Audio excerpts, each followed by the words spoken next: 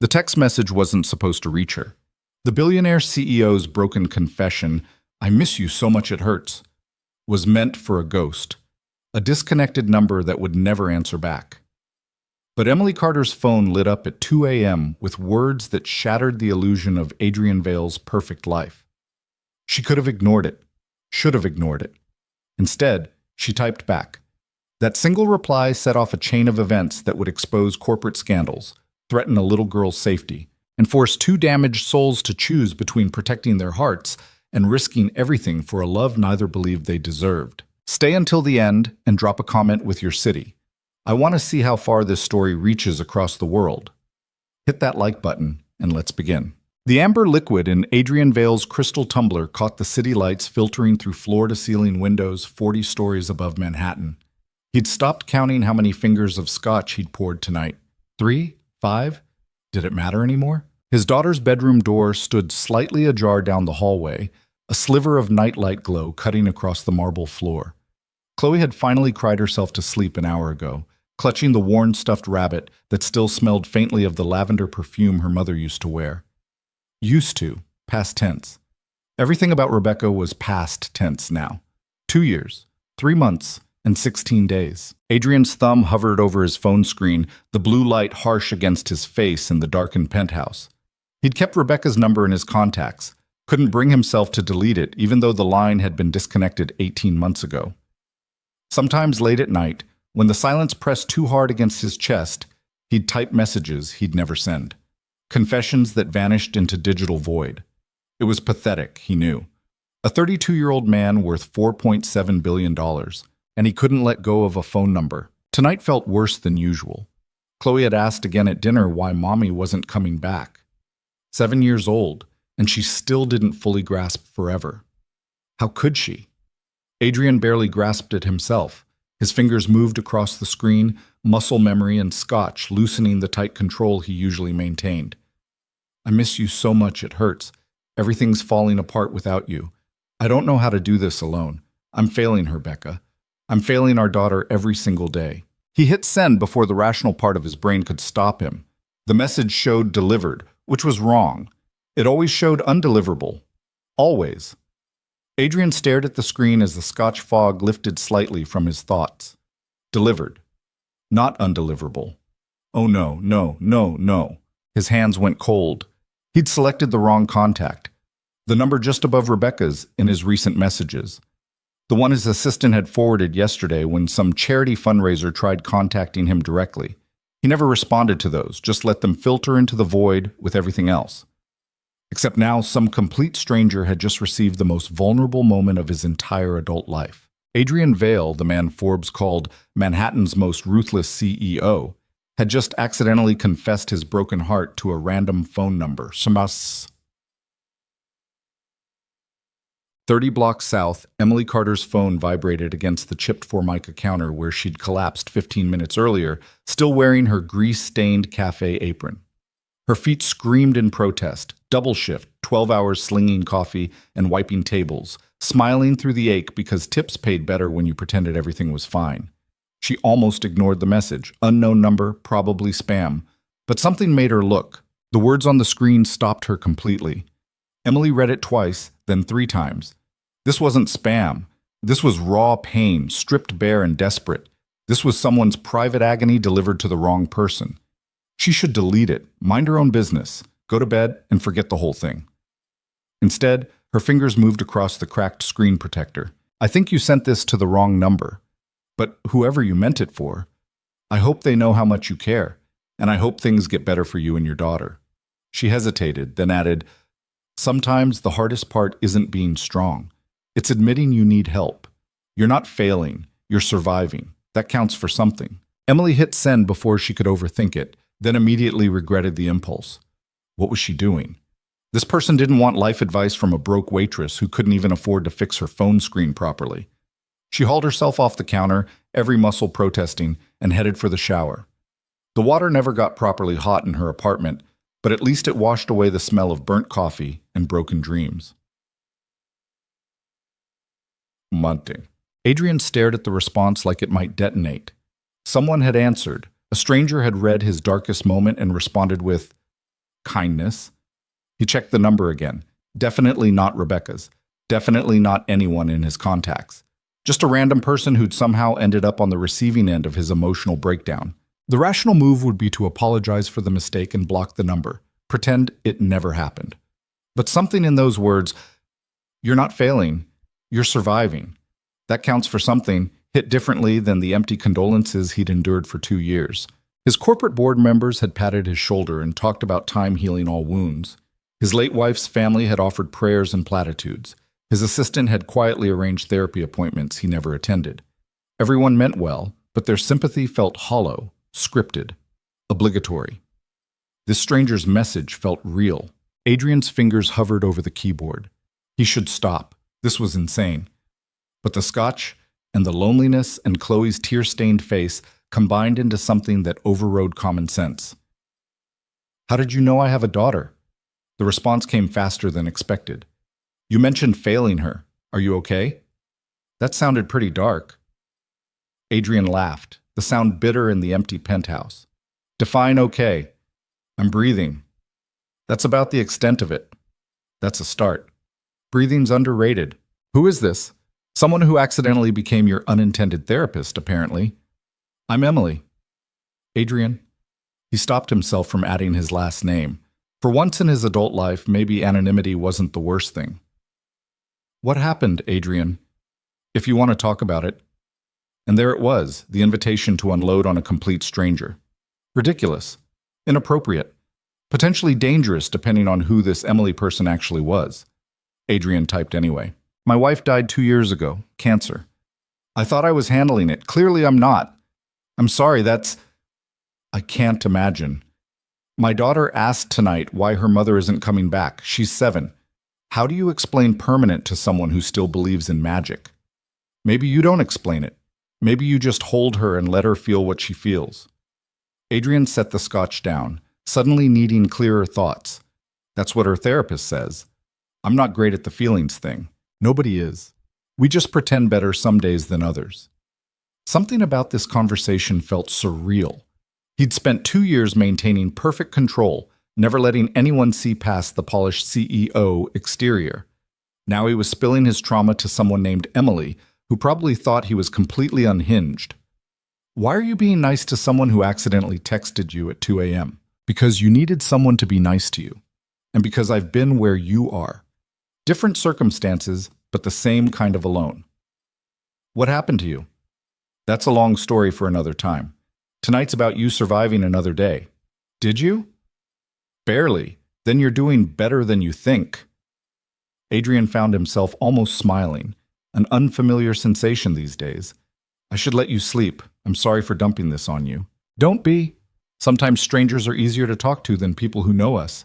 No judgment, no expectations." "Thank you, Emily." "Any time, Adrian. Seriously. If you need to talk, I'm here."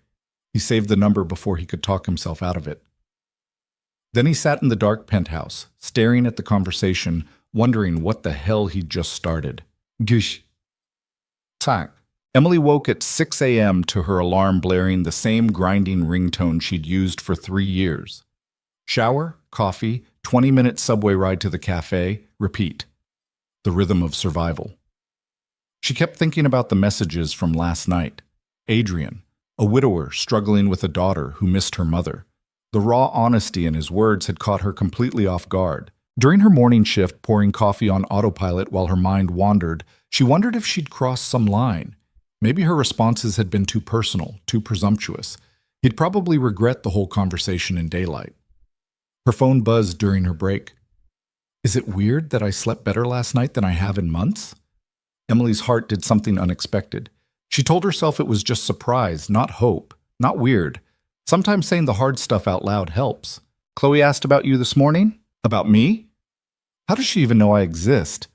I told her I talked to someone kind last night. She wanted to know if you like dinosaurs.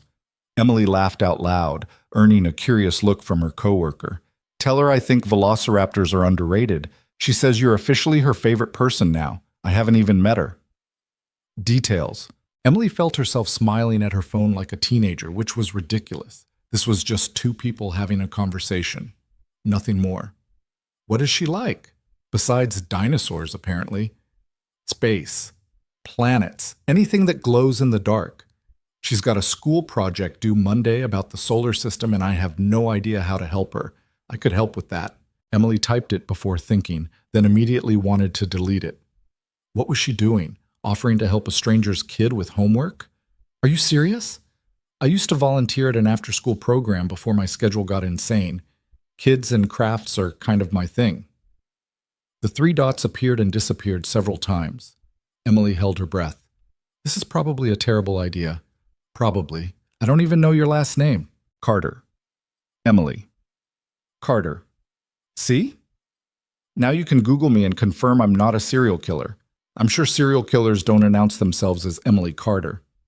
Exactly. We're very sneaky that way. Another long pause. Would you actually be willing to meet up? Help Chloe with this project? I can pay you. Don't. I'm not doing this for money. Then why? Emily stared at the question, trying to find an answer that didn't sound completely insane. Because someone was kind to me once when I needed it. Paying it forward. Tomorrow afternoon? I'll text you the address. Sounds good. Emily set her phone down, her hands slightly shaking. What had she just agreed to? Meeting some stranger and his kid to help with a school project because of a misdirected text message? Her coworker Maria leaned over. You okay? You look weird. I think I just made either the best or worst decision of my life. Those usually feel the same at first. But see, I mean... Adrian stared at the address he'd just sent, his finger hovering over the delete button. He'd given her his home address. The penthouse location he kept meticulously private. Security would have a field day with this. But something about Emily's messages felt genuine in a way nothing had felt genuine in years. She wasn't impressed by who he was, mainly because she clearly had no idea who he was. The thought was oddly liberating. Daddy? Chloe appeared in his office doorway, dragging her stuffed rabbit by one ear. Her dark hair stuck up in about 7 different directions. Hey, sweetheart. Breakfast? Is the dinosaur lady really coming tomorrow? Adrian's heart squeezed. The hope in her voice was almost painful. If you want her to. Yes. Chloe bounced on her toes. Can we make cookies? Mommy always made cookies when people visited. The mention of Rebecca sent the familiar ache through his chest, but softer than usual. We can try. Fair warning, my cookies usually turn into hockey pucks. That's okay. Emily probably won't care. Emily. First name basis already. His daughter had latched onto this stranger faster than Adrian had seen her warm to anyone since Rebecca died. Chloe? You know Emily's just helping with your project, right? She's not going to replace Mom. His daughter gave him the look, the one that said she understood things adults thought she couldn't grasp. Nobody replaces people, Daddy. That's not how it works. 7 years old and already wiser than he'd ever be. Ulk. Saturday afternoon arrived with the kind of autumn sunshine that made Manhattan almost bearable. Emily stood outside the address Adrian had sent, triple-checking she had the right place. The building was intimidating. Doorman, marble lobby, the kind of place where monthly maintenance probably cost more than her yearly rent. She'd worn her nicest jeans and a clean sweater, suddenly aware of how out of place she looked. The doorman gave her a skeptical once-over. Can I help you? I'm here to see Adrian. Apartment 4201? His expression shifted to something between surprise and concern. Mr. Vale is expecting you? Mr. Vale? The name tickled something in her memory, but she couldn't place it. Yes. Emily Carter. He made a call, spoke in low tones, then nodded. Elevator to the end, penthouse floor. Of course it was the penthouse. Emily's stomach dropped as the elevator climbed, numbers ticking higher than she'd ever been in a building before. What had she gotten herself into? The doors opened directly into a private foyer. Adrian stood waiting, and Emily's breath caught. He was younger than she'd imagined, maybe early 30s, with dark hair that looked like he'd been running his hands through it. Expensive shirt, designer jeans that probably cost more than her security deposit. But it was his eyes that stopped her, exhausted, guarded, and desperately trying to hide both. Emily? Hi. Sorry if I'm early. You're perfect. I mean, your timing is perfect. Not that you're not. He stopped himself, looking flustered. I'm not usually this articulate. Emily smiled despite her nerves. I'm not usually this terrified of elevators. Heights bother you? No, just the realization that I'm standing in a penthouse that probably costs more than I'll make in my lifetime. Adrian's expression softened. It's just a building. Expensive doesn't mean better. Before Emily could respond, a small tornado in the form of a 7-year-old girl came barreling around the corner. Emily, you're real! Chloe grabbed her hand like they were old friends, dragging her inside before Adrian could intervene. The apartment was stunning, all glass and steel and carefully curated art, but it felt cold, empty despite the expensive furniture. I got all the supplies Daddy said. We have foam balls and paint and glitter and everything. Chloe bounced with excitement. Do you really like velociraptors? Emily laughed, feeling the tension ease. They're my favorite dinosaur. Mine too. Everyone always picks T-Rex, but velociraptors are way smarter.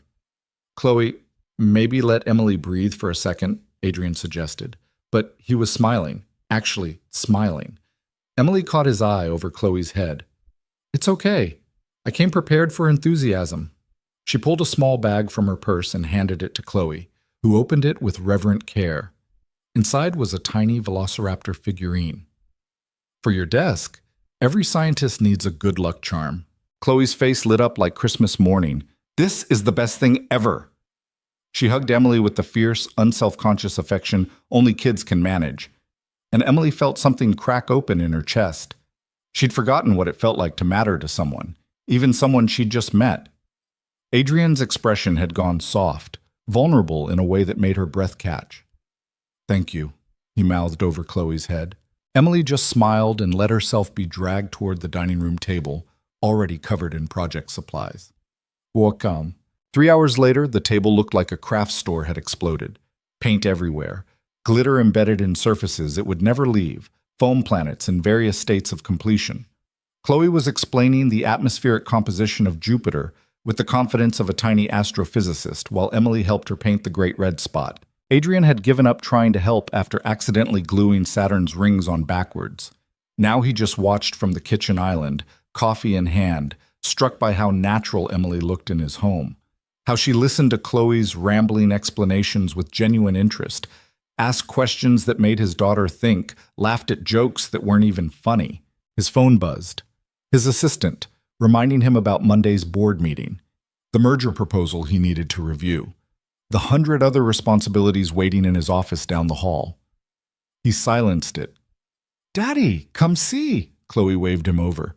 Emily showed me how to make the sun look like it's actually burning. The sun did look impressive. Yellow and orange paint swirled together, glitter catching the light.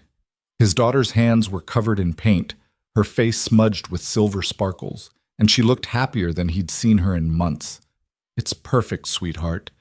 We should hang it in my room when it's dry. And Emily says next time she can show me how to make a comet. Next time.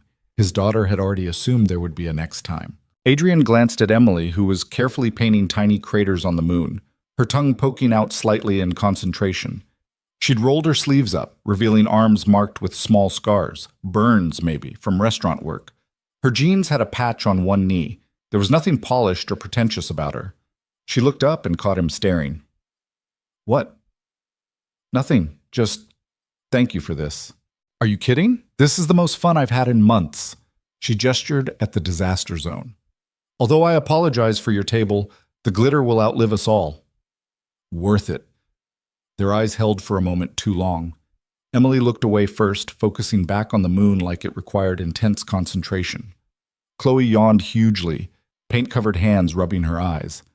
All right, Space Cadet, time to clean up, Adrian said gently, but we're not done. The planets need to dry anyway. Emily will come back. He paused, looking at Emily with a question in his eyes. If she wants to.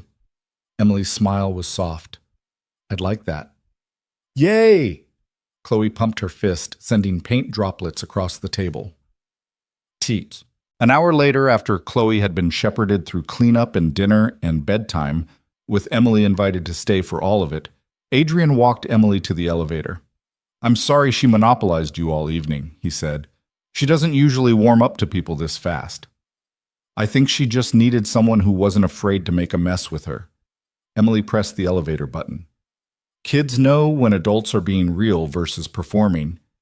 You're good with her. Natural. I used to want kids. Before life got complicated. Emily's expression flickered with something sad. Your daughter's amazing, by the way. Smart and funny and kind. You're doing better than you think. The elevator arrived. Emily stepped inside, but Adrian held the door. Can I ask you something? Sure. Why did you really come today? You don't know us. This could have been dangerous or weird, or it was a little weird, Emily admitted with a small smile. But that text you sent, I recognize that kind of lonely, the kind where you're surrounded by everything except what matters. She paused. I grew up in foster care, 12 different homes before I aged out. I know what it's like to feel alone in a crowd. Adrian felt his chest tighten. I'm sorry. Don't be. It taught me that sometimes the smallest kindnesses matter most. Someone being present, showing up, caring when they don't have to. She shrugged. You needed someone to show up, so I did. The elevator started beeping, protesting being held. Adrian reluctantly let the door close, watching Emily's small wave as she descended. He stood in the empty foyer for a long moment, then pulled out his phone. Thank you for today. Chloe's already asking when you're coming back. The response came quickly. Tell her whenever she wants. I'm serious about that offer to help any time. Even if it's not about homework? Even then. Adrian found himself smiling at the screen, something warm and unfamiliar blooming in his chest. Tomorrow? Dinner? If you're free. He held his breath waiting for the response. I work until 6. But after that, yeah. I'd like that. I'll send a car. The subway works fine. Emily. Fine. But I'm not getting used to it. Noted. Adrian walked back into his apartment, past the disaster of dried paint and scattered glitter, and found himself actually looking forward to tomorrow. When was the last time that happened? Emily rode the subway home in a daze, her mind replaying the entire afternoon. Chloe's laughter, Adrian's careful distance that gradually softened, the way he'd looked at her when she made his daughter smile. This was dangerous. Getting attached to people she barely knew, inserting herself into their lives like she belonged there. She'd learned the hard way that belonging was temporary, that people left or sent you away or stopped needing you. But something about Adrian's broken honesty in that first text message had reached past all her carefully constructed walls. And Chloe, God, that little girl had wrapped herself around Emily's heart in approximately 30 seconds. Her phone buzzed. Unknown number. Her stomach dropped until she opened it. This is Adrian. Different number. Work phone. I wanted to say thank you properly. What you did today meant more than you know. You already thanked me. Not enough. Chloe went to bed without crying for the first time in weeks. You gave us both something we desperately needed. What's that? Hope. Emily stared at that single word, feeling it resonate in her own hollow spaces. That goes both ways, she typed back. See you tomorrow. She put her phone away and stared out the subway window at the dark tunnel walls rushing past, wondering what she was walking into and whether she was brave enough to see it through. Somewhere 40 stories above Manhattan, Adrian stood at his penthouse window, watching the city lights, holding the same questions. Neither of them had answers yet, but for the first time in a long time, they both had something that felt a lot like possibility. The car Adrian sent wasn't just a car. It was a statement. Black Mercedes with tinted windows, the kind that screamed money in a way that made Emily's coworkers stare through the cafe window as she climbed inside. Maria had grabbed her arm before she left, eyes wide. Girl, who the hell is this guy? Just someone I'm helping with his kid. Nobody sends a Mercedes for just someone. You Google him yet? Emily hadn't.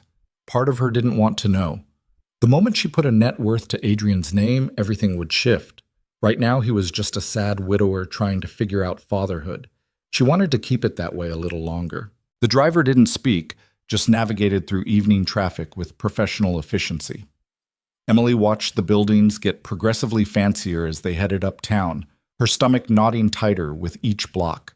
She'd changed clothes 3 times before settling on a simple black dress that wasn't too formal, but wasn't casual either.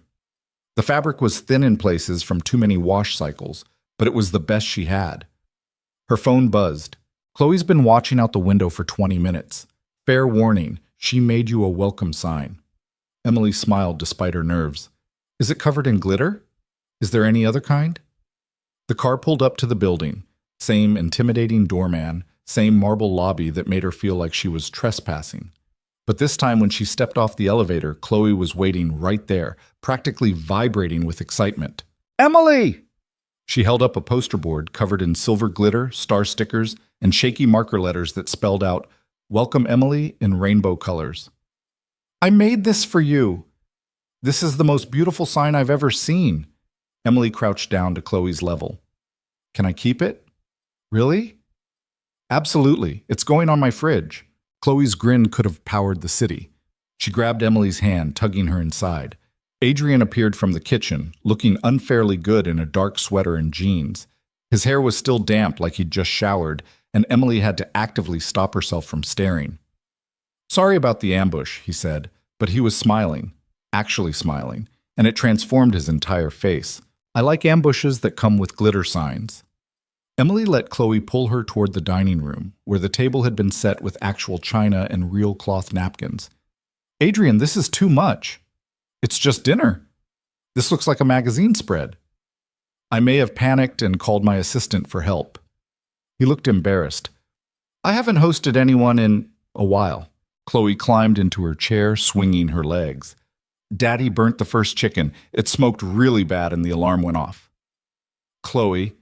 And then he said a bad word and made me promise not to tell. Adrian's ears turned red.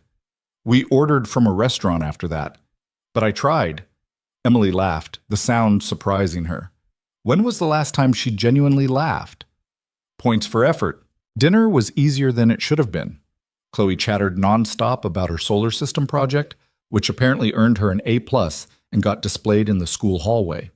She described every single compliment her teacher gave in excruciating detail, while Adrian and Emily traded amused looks across the table.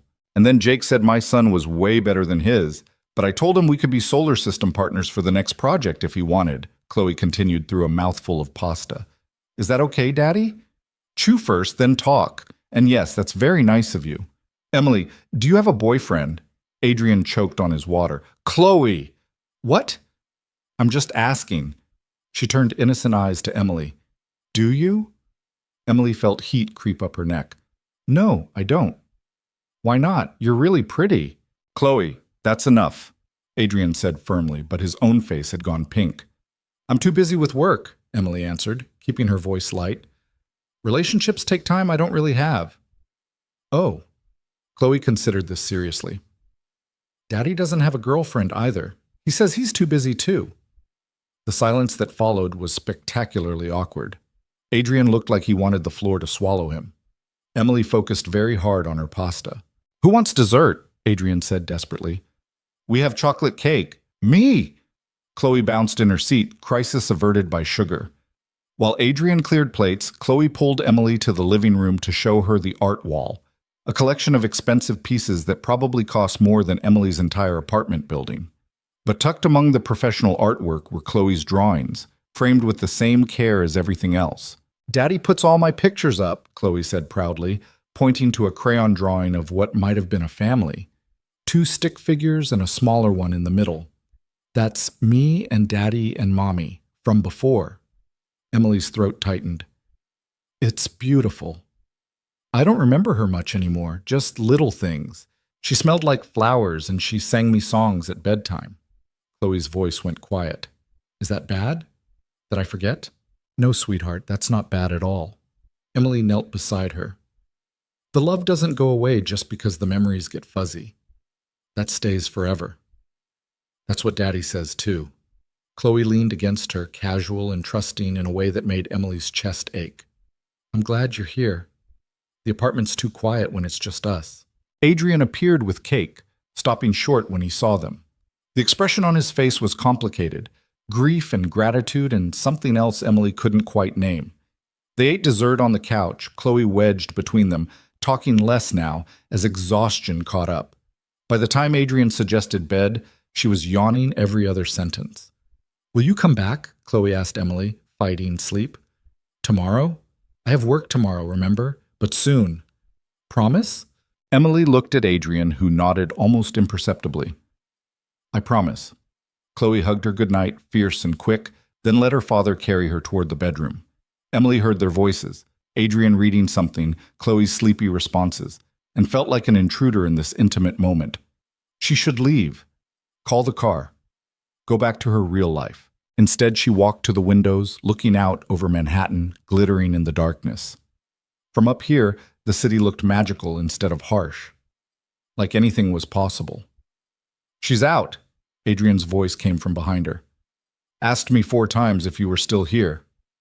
Emily turned. He'd rolled his sleeves up, exposing forearms that were distractingly nice. She's a great kid. She likes you. A lot. He moved closer, hands in his pockets. I like you too. Obviously. I mean, as a person. A friend. Not that we're friends exactly. We barely know each other, but... He stopped himself. I'm going to stop talking now. Emily smiled. For a billionaire CEO, you're really bad at this. The words were out before she could stop them. Adrian went very still. You know who I am. Maria made me Google you during my break. Emily held his gaze. Adrian Vale, Valecore Technologies, Forbes 30 under 30. Net worth that made my phone screen look too small to display the number. And you still came. Was I not supposed to? Most people change when they know, get weird, start wanting things. His jaw tensed. I liked that you didn't know. That you just saw me as some guy who screwed up a text message.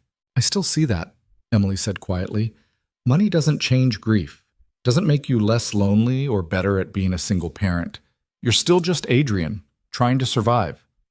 He looked at her like she'd said something profound instead of obvious. How are you real? I'm really not that special. You have no idea, do you? He moved closer, close enough that she could smell his cologne, something expensive and subtle. You walked into my home, made my daughter smile for the first time in months, and asked for nothing in return. You know how rare that is? Emily's heart was doing complicated things in her chest. I should go. Why? Because this... She gestured between them. Whatever this is, it's complicated. You're grieving. I'm broke. We live in completely different worlds. So? So I don't fit here, Adrian. Look at this place. Look at me. She hated how her voice cracked. I'm a waitress who can barely make rent. You're a billionaire who probably spends more on coffee than I make in a month. And you think that matters to me? It should. Your daughter needs stability, not some stranger who'll disappear when reality sets in. You're not a stranger anymore. His voice was rough. And I don't want you to disappear. The air between them felt charged, dangerous. Emily forced herself to step back. I need to think. This is all moving really fast. Adrian nodded slowly, disappointment flickering across his face. Okay, I'll call the car. The ride home was quiet. Emily stared out the window, her mind spinning. What was she doing? Getting attached to a man she barely knew, falling for his daughter like she had any right to be part of their lives. This was a disaster waiting to happen. Her phone buzzed as she walked into her apartment. I'm sorry if I pushed too hard. Take whatever time you need. But for what it's worth, Chloe wasn't the only one who had fun tonight. Emily sat on her bed, staring at the message. The smart thing would be to pull back, create distance before anyone got hurt. But when she closed her eyes, all she saw was Chloe's smile and Adrian's careful hope, and she knew it was already too late for smart. Me too, she typed back. Good night, Adrian. Good night, Emily. She fell asleep holding her phone, the glitter welcome sign propped against her dresser, catching the streetlight through her window. 3 days passed before Emily saw them again. 3 days of double shifts and aching feet and messages from Adrian that came at odd hours. 2 a.m. thoughts about parenting, midday check-ins asking about her day, random photos of Chloe's latest art projects. Nothing demanding or inappropriate, just connection. Like he was thinking about her and wanted her to know. Emily found herself thinking about him too. The way his eyes crinkled when he smiled. How he listened when she talked. Really listened. Like her words mattered. The careful distance he maintained with Chloe, afraid to overwhelm his daughter with too much too fast. On Friday, her phone rang during her afternoon break. Adrian's name on the screen made her pulse jump. Hey, hey, bad time. He sounded stressed, unusual for him. I've got 15 minutes. What's wrong? I need a favor. It's last minute and completely unfair to ask, but I'm desperate. Emily sat up straighter. What happened? Emergency board meeting in Boston tonight. I have to fly out in 2 hours, and my regular babysitter just canceled. He exhaled sharply. I know it's asking a lot, but is there any chance you could stay with Chloe? Just overnight. I'll be back tomorrow afternoon. You want me to watch her overnight? I trust you. She trusts you, and honestly, you're the only person she won't cry about me leaving. His voice dropped. Please, Emily. I wouldn't ask if I had literally any other option. Emily thought about her schedule. She'd need to call in sick for tomorrow's morning shift, lose a day's pay she couldn't afford. It was irresponsible and impulsive and probably a terrible idea. What time do you need me there? The relief in his voice was palpable. You're a lifesaver. 6 o'clock? I'll leave emergency numbers, credit cards, anything you need. I don't need your credit cards, Adrian. Take them anyway, please. Order whatever you want, do whatever she wants. Just keep her safe and happy. We'll be fine. Go handle your emergency. Thank you. Seriously, I owe you. Emily ended the call and immediately texted Maria a creative lie about a family emergency. Her coworker would cover, probably. Hopefully. If not, Emily would deal with the consequences later. At 6 o'clock sharp, she was back in that elevator, overnight bag in hand, trying not to think about how insane this was. She was about to spend the night in a billionaire's penthouse, watching his daughter like it was totally normal. Chloe threw herself at Emily the moment the elevator doors opened. You're staying! Daddy said you're staying! I am! We're going to have so much fun! Adrian looked frazzled, suit jacket already on, laptop bag over his shoulder. He pulled Emily aside while Chloe ran to grab her tablet. Emergency numbers are on the fridge. Her bedtime is 8:30, but good luck enforcing it. She'll try to negotiate for 9. Don't fall for it. He ran a hand through his hair. She takes melatonin gummies at 8, purple bottle in the bathroom cabinet. No nuts. She's allergic. If anything happens, Adrian. Emily put a hand on his arm. We'll be fine. Go. He looked at her hand on his arm, then at her face. I've never left her overnight with anyone who isn't family. Then I'm honored you trust me. It's more than trust. His voice went quiet. You make her happy? You make both of us happy. That's not something I take lightly. Before Emily could respond, Chloe came running back. Daddy, you're going to miss your plane. Adrian kissed his daughter's head, gave Emily one last grateful look, and left. The door clicked shut, and suddenly Emily was alone with a 7-year-old in an apartment worth more than she'd see in 10 lifetimes. So, Chloe said brightly, want to build a blanket fort? They built the most elaborate blanket fort Emily had ever seen, using couch cushions and dining chairs and every spare blanket in the house. Chloe took it very seriously, directing placement with the authority of a tiny architect. No, that corner needs more support. The structural integrity is compromised. Emily bit back a laugh. Where did you learn that phrase? Daddy's work calls. I listen sometimes. She crawled into the fort, dragging her tablet with her. Can we watch movies in here? Absolutely. They watched Finding Nemo because Chloe insisted Emily needed to see it, even though Emily had seen it dozens of times. They ate pizza that Emily ordered using Adrian's credit card after 15 minutes of internal debate. They painted each other's nails with polish Chloe found in her mother's old bathroom drawer. The bottles slightly dried out, but still usable. Mommy had pretty nails, Chloe said quietly, concentrating on painting Emily's thumb bright purple. She always let me pick the colors. What was she like? Your mom? Chloe's face scrunched up, thinking. Nice. She laughed a lot. She made really good pancakes with chocolate chips. She paused. She got really sick and tired at the end. Daddy tried to hide it, but I knew. Emily's throat closed up. That must have been scary. Yeah, but Daddy said she's not hurting anymore. That helps, I guess. She finished the nail and sat back. Do you think she'd like you? The question caught Emily off guard. I don't know. I hope so. I think she would. You're nice like she was. Chloe yawned hugely. And you make Daddy smile. He didn't smile much after Mommy left. At 8:30, Emily tried to enforce bedtime. At 8:45, after extensive negotiations, Chloe agreed to get ready for bed if Emily would read her 3 stories instead of 1. At 9:15, they were finally in Chloe's bedroom, a space that managed to be both expensive and kid-friendly, all white furniture and star-pattern bedding. "Will you stay until I fall asleep?" Chloe asked, already tucked in with her rabbit. Of course. Emily read 3 picture books, then a 4th when Chloe insisted, her voice getting quieter with each page. The little girl fought sleep hard, eyes drooping, then snapping open like she was afraid Emily would vanish. "I'm not going anywhere," Emily promised, smoothing Chloe's hair back. "I'll be right in the living room if you need me." "You won't leave in the middle of the night?" "Not unless there's an emergency, and even then, I'd wake you up first." That seemed to satisfy her. Chloe's eyes finally stayed closed, her breathing evening out into sleep. Emily sat there for another 10 minutes, just watching this little girl who'd somehow burrowed into her heart in less than a week. When she was sure Chloe was deeply asleep, Emily crept out, leaving the door cracked open. The apartment felt enormous and empty, with just her in it. She wandered through rooms she hadn't seen before. Adrian's home office with wall-to-wall bookshelves, a gym that probably cost more than her car. A master bedroom she felt wrong even glancing into. She ended up back in the living room, curled up on the couch with her phone. Adrian had texted twice. Meeting finally over. "How's everything?" "Is she asleep yet or still negotiating?" Emily smiled. "Asleep as of 20 minutes ago. She drives a hard bargain, though. I caved at 4 bedtime stories. That's her record. Well done." "How's Boston?"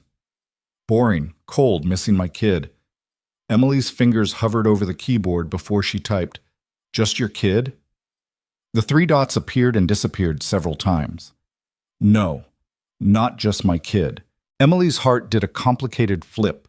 She was in dangerous territory here, flirting with a man she barely knew while babysitting his daughter in his multi-million-dollar apartment. This was how people got hurt. "You should sleep," she typed. "Early flight tomorrow, probably." "Thank you again for doing this. Seriously, I don't know what I would have done. Any time." She meant it, which was terrifying. Emily tried to sleep on the couch, but gave up after an hour of staring at the ceiling. The city never really went dark from this high up, and her mind wouldn't shut off. She kept replaying the evening, Chloe's laughter, the easy domesticity of it all, the way it felt like something she could get used to. Around 2 a.m., she heard a sound from Chloe's room. A whimper, then crying. Emily was on her feet before she fully processed it, hurrying down the hall. Chloe was sitting up in bed, tears streaming down her face, caught in that space between sleep and wake. Hey, it's okay." Emily sat on the bed, pulling the little girl into her arms. "I'm here. You're safe. I had a bad dream. Mommy was leaving and I couldn't follow her and Daddy was gone too and She hiccuped, sobbing into Emily's shoulder. "It was just a dream, sweetheart. Your dad's coming home tomorrow. I'm right here." Everyone leaves. Everyone always leaves. The words hit Emily like a punch. She knew that fear intimately, had carried it her whole life through foster homes and temporary families and people who promised to stay, but never did. "I know," she whispered. "I know it feels like that. But your dad loves you more than anything in the world. He's not going anywhere. He left tonight. For work. But he's coming back. That's different from leaving. Chloe pulled back, wiping her eyes. "Do you promise?" Emily shouldn't promise things she couldn't control, but looking at this scared little girl who'd lost too much already, she couldn't help herself. "I promise. Your dad would move mountains to get back to you. What about you? Will you leave?" The question hung in the air between them. Emily wanted to promise she wouldn't, but that felt like a lie. She had no permanent place in their lives. She was just the woman who accidentally received a text message and showed up when asked. "I can't promise forever," Emily said carefully, "but I can promise that I care about you, and I'm not going anywhere right now, okay?" It wasn't enough, but it was honest. Chloe seemed to accept it, settling back against her pillows. "Will you stay in here? Just for tonight?" Emily looked at the reading chair in the corner. "Yeah, I can do that." She curled up in the chair, which was surprisingly comfortable, and watched Chloe drift back to sleep. Her phone buzzed quietly. "Can't sleep. Keep thinking about you in my apartment." Emily's pulse jumped. "That sounds vaguely creepy." "Not like that." "Well, Maybe a little like that. Mostly just grateful you're there. Chloe had a nightmare. We're okay now. Is she all right? Scared everyone was leaving her. We talked it through. There was a long pause before Adrian responded. She told you that? Yeah. She doesn't usually open up like that, even with her therapist. Maybe she needed someone who gets it. Do you? Get it? Emily stared at the question, then at Chloe sleeping peacefully across the room. Yeah, I do. Thank you for being there. I know I keep saying it, but I mean it. Get some sleep, Adrian. Your daughter will expect full energy tomorrow. Good night, Emily. Good night. She must have dozed off eventually because the next thing she knew, sunlight was streaming through Chloe's windows and a small face was inches from hers. You stayed, Chloe whispered loudly. Emily blinked awake, her neck protesting the angle she'd slept at. I said I would. Can we make pancakes with chocolate chips like Mommy used to? They made a mess of the kitchen. Flour everywhere, chocolate chips on the floor, pancakes that ranged from perfect to completely burnt. Chloe stood on a step stool at the counter, taking her job as chocolate chip distributor very seriously. More chips in this one. It's for Daddy. You think he wants diabetes for breakfast? He needs extra because he had to go to boring Boston. Emily couldn't argue with that logic. They were eating their creation, which actually turned out decent, when the elevator chimed. Chloe practically flew off her chair. Daddy! Adrian looked exhausted, tie loosened, suit rumpled from travel. But when Chloe launched herself at him, his whole face transformed. He scooped her up, holding her tight. I missed you, baby girl. We made pancakes with lots of chocolate chips. I can see that. His eyes found Emily over Chloe's head. She was suddenly very aware that she was wearing the same clothes from yesterday. Her hair was a mess, and there was probably flour on her face. Morning, she said, feeling awkward. Morning. His voice was warm. Everything go okay? We survived. Barely. Chloe wiggled down and ran to get her tablet, leaving them alone in the kitchen. Adrian moved closer and Emily could smell his cologne mixed with airport and coffee. She had a nightmare, Emily said quietly. Around 2 a.m., scared everyone was leaving. I slept in her room just in case. Adrian's expression shifted to concern. She okay now? Better. We talked. She just needed reassurance. From you. I was the only adult here. It's more than that. He reached out like he might touch her face, then caught himself. Can we talk? After I change and spend some time with Chloe? Emily nodded, suddenly nervous. Yeah, sure. An hour later, after Chloe had shown her father every single thing they'd done while he was gone, Adrian suggested she watch her tablet in her room for a bit. The little girl went without argument, sensing adult conversation brewing. Adrian sat on the couch next to Emily, closer than strictly necessary. He'd changed into jeans and a t-shirt, looking more human and less CEO. So, he started. So, this is weird, right? All of this? Emily laughed nervously. Extremely weird. You barely know us. I barely know you. But somehow you're sitting in my apartment after spending the night taking care of my daughter like it's completely normal. I don't know what this is, Emily admitted. I came here to help with a school project. Now I'm having feelings I definitely shouldn't be having. What kind of feelings? She looked at him, really looked at him. The exhaustion in his eyes, the careful hope in his expression, the way he held himself like he expected rejection but was asking anyway. The kind that make me want to stay, she said quietly. The kind that scare me because I don't fit here and we both know it. What if I want you to fit here? Adrian, I know it's fast, I know it's crazy, but I haven't felt this alive in 2 years. His voice was raw. You walked into our lives and suddenly everything's in color again. Chloe's laughing, I'm laughing. The apartment doesn't feel like a mausoleum.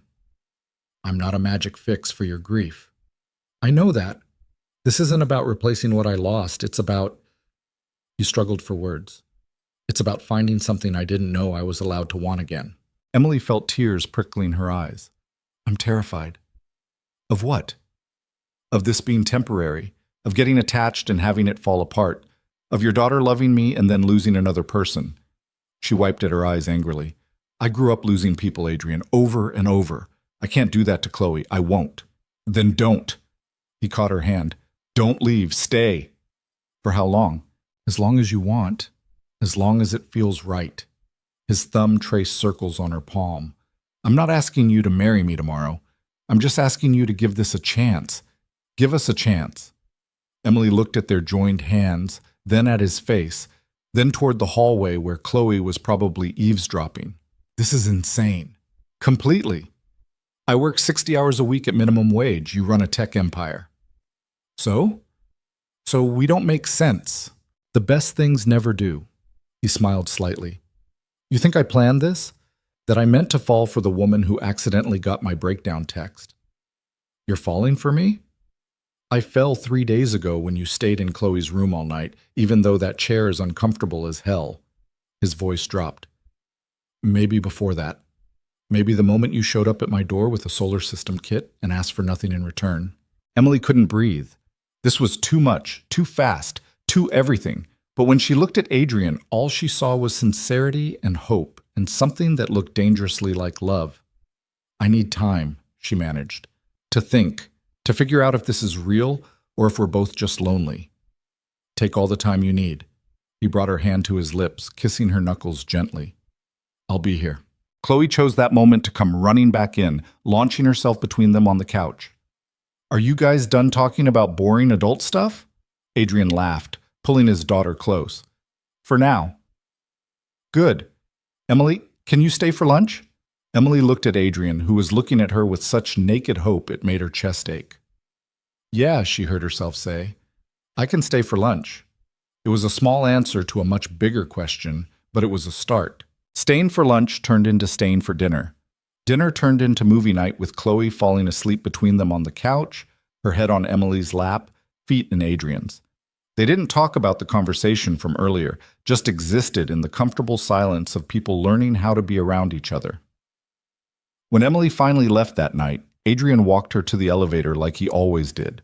But this time, right before the doors closed, he caught her hand. Thank you for staying.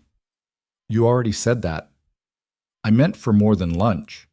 The door slid shut on his smile, leaving Emily alone with her racing thoughts all the way down 40 floors. The next 2 weeks fell into a rhythm that felt dangerously like normal. Emily worked her shifts at the cafe, and in between she found herself at the penthouse more often than her own apartment. Some nights she'd arrive to help Chloe with homework. Other times she'd just show up because Adrian texted that they were ordering Thai food and had extra. Once she came over at 10 p.m. because Chloe had another nightmare and asked for her specifically. Maria noticed immediately. You're different. I'm the same. You're smiling at your phone every 5 seconds. You left early yesterday. You never leave early. Maria wiped down the counter, eyes sharp. This guy serious? Emily thought about how to answer that. Was Adrian serious? Were they even a thing? They hadn't kissed, hadn't defined whatever this was. They just existed in this weird limbo of late-night texts and shared meals and moments where their hands would brush and neither would pull away. I don't know what it is yet, but you want it to be something. Yeah, Emily admitted, I really do. Then stop overthinking it. You deserve good things too, you know. Did she? Emily had spent so long surviving that she'd forgotten what it felt like to actually want something beyond next month's rent. But every time she saw Adrian look at her like she was solving some equation he'd been stuck on for years, or Chloe grabbed her hand like it was the most natural thing in the world, she let herself want it a little more. On a Wednesday evening, 3 weeks after that first accidental text, everything shifted. Emily arrived at the penthouse to find Adrian pacing the living room, phone pressed to his ear, his voice tight with frustration. I don't care what the board wants. Tell them I'm not negotiating on the timeline. He paused, listening. Then they can take their concerns and... He noticed Emily and modulated his tone. We'll discuss this tomorrow. I'm done for tonight. He ended the call and tossed his phone on the couch with more force than necessary. Bad day? The worst. He scrubbed his hands over his face. Corporate politics. Everyone wants a piece of something and nobody wants to do the actual work. Emily set down her bag. Where's Chloe? At my in-laws. They wanted her for the night. His expression went complicated. Rebecca's parents. They still struggle with me moving forward. Tonight felt easier than arguing. So they were alone. Completely alone for the first time since this whole thing started. The air felt different, charged with possibility and tension. You want to talk about it? Emily asked. The work thing? Not even a little bit. Adrian moved to the bar cart, pouring himself something amber. You want one? I don't really drink. Smart woman. He downed the shot anyway, wincing. I hate this part. The endless meetings, the power plays, the people who smile while plotting how to undermine you. Then why do it? Because I built this company from nothing. Because walking away means letting vultures pick it apart. He poured another drink but didn't touch it. And because I don't know who I am if I'm not Adrian Vale, CEO. Emily moved closer, drawn by the raw honesty in his voice. You're Chloe's dad. That's someone. Is it enough? Isn't it? He looked at her, really looked, and something shifted in his expression. You always do that. Do what? Cut through the bullshit. Make me remember what actually matters. He set the glass down untouched and closed the distance between them. How are you real, Emily Carter? Her breath caught. They were standing too close, close enough that she could see the flecks of gold in his eyes, close enough to feel the heat radiating off him. Adrian, I want to kiss you. His voice was rough. I've wanted to kiss you for 2 weeks, but I need to know you want this too, that I'm not imagining what's happening here. Emily's heart was trying to exit her chest. You're not imagining it. Then tell me to stop if you don't want... She kissed him before he could finish the sentence, rising on her toes to close the final gap between them. His arms came around her immediately, pulling her against him like he'd been waiting for permission. The kiss was everything their careful distance hadn't been, desperate and real and terrifying in its intensity. When they finally broke apart, both breathing hard, Adrian rested his forehead against hers. I'm falling for you. I know it's too fast and too complicated, but I can't pretend anymore. Good, Emily whispered, because I'm falling too and it's scaring the hell out of me. He kissed her again, softer this time, like he was memorizing the shape of her mouth. When he pulled back, his smile was the most genuine she'd ever seen. Stay tonight, please. Just stay. They ended up on the couch, Emily tucked against his side, talking until 3 a.m. about everything and nothing. Adrian told her about building his company in a garage at 22, about meeting Rebecca in college and knowing immediately she was it, about the gutting process of watching her fade away while trying to hold himself together for Chloe. Emily told him about the foster care system, about the family that almost adopted her when she was 10 before changing their minds, about aging out at 18 with nothing but a garbage bag of belongings and $300, about learning to survive alone because counting on people only led to disappointment. You're not alone anymore, Adrian said quietly. Not if you don't want to be. That's a big promise. I don't make promises I can't keep. They fell asleep there, wrapped around each other, and Emily woke at dawn to find Adrian watching her with an expression so tender it made her chest ache. What? Nothing, just memorizing this. Creep. He laughed and kissed her forehead. Come on, I'll make you breakfast before you have to go to work. The breakfast was terrible.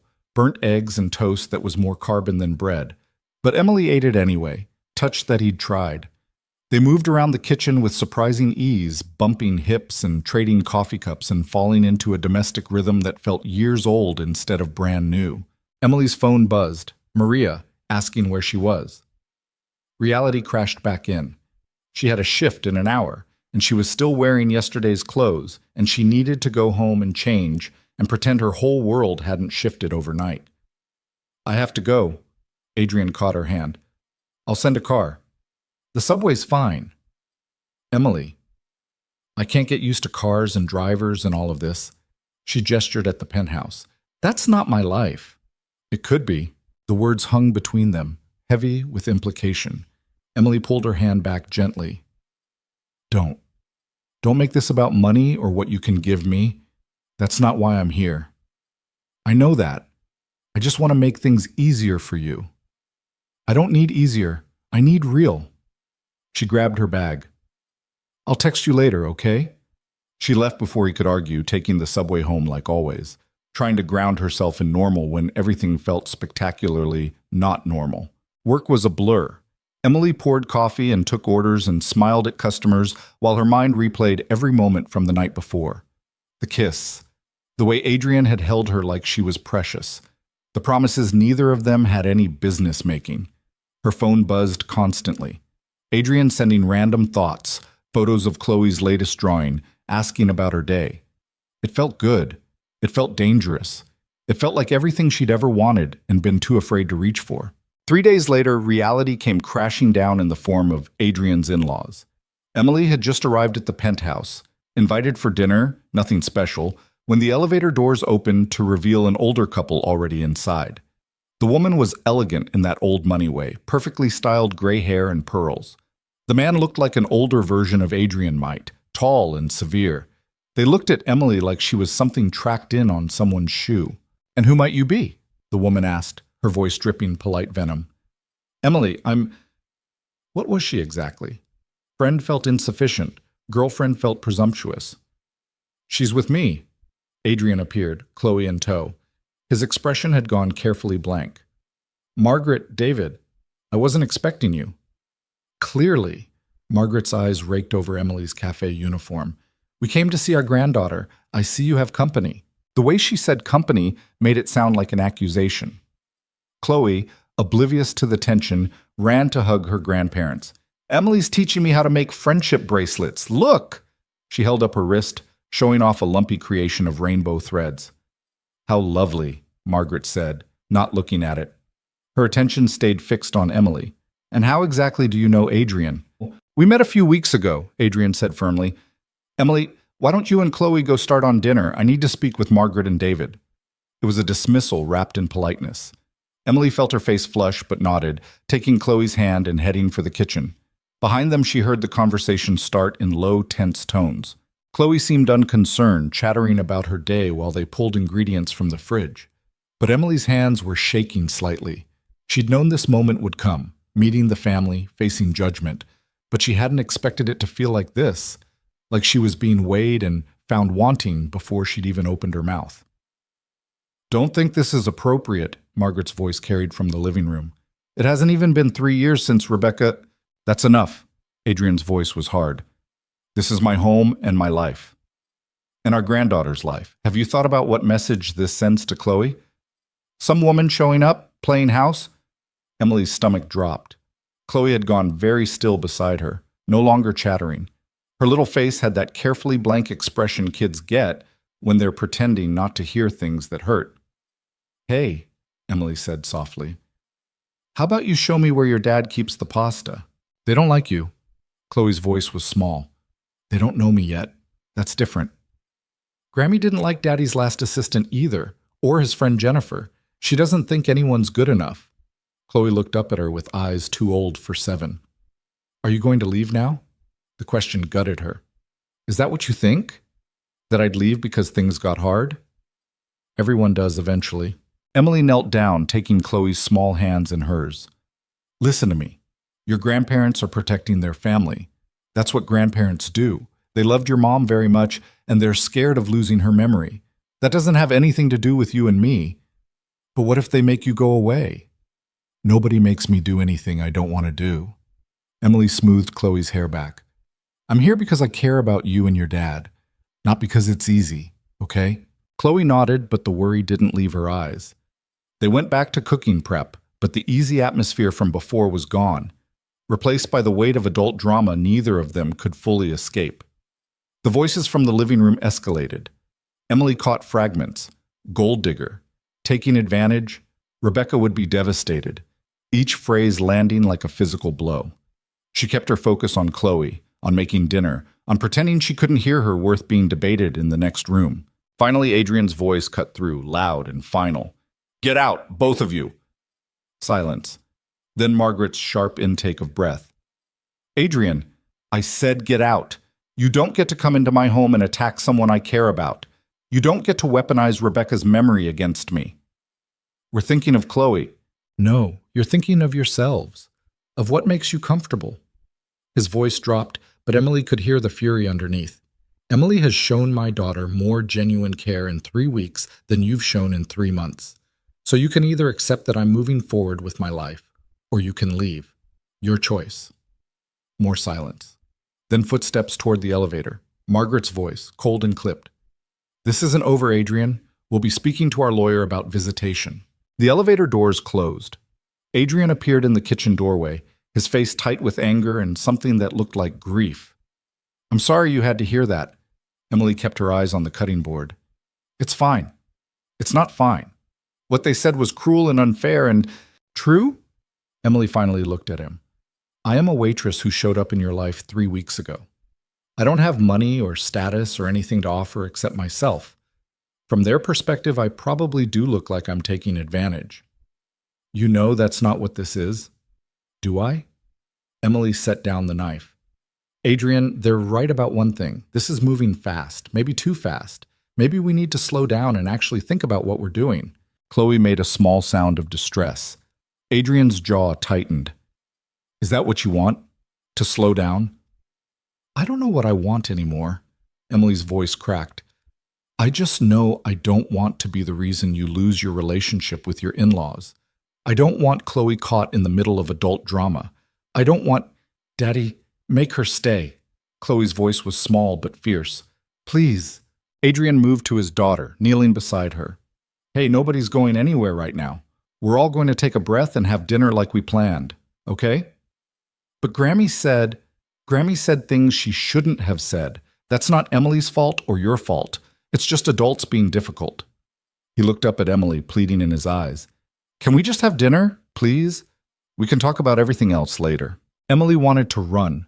Every instinct told her to grab her bag and leave before this got more complicated.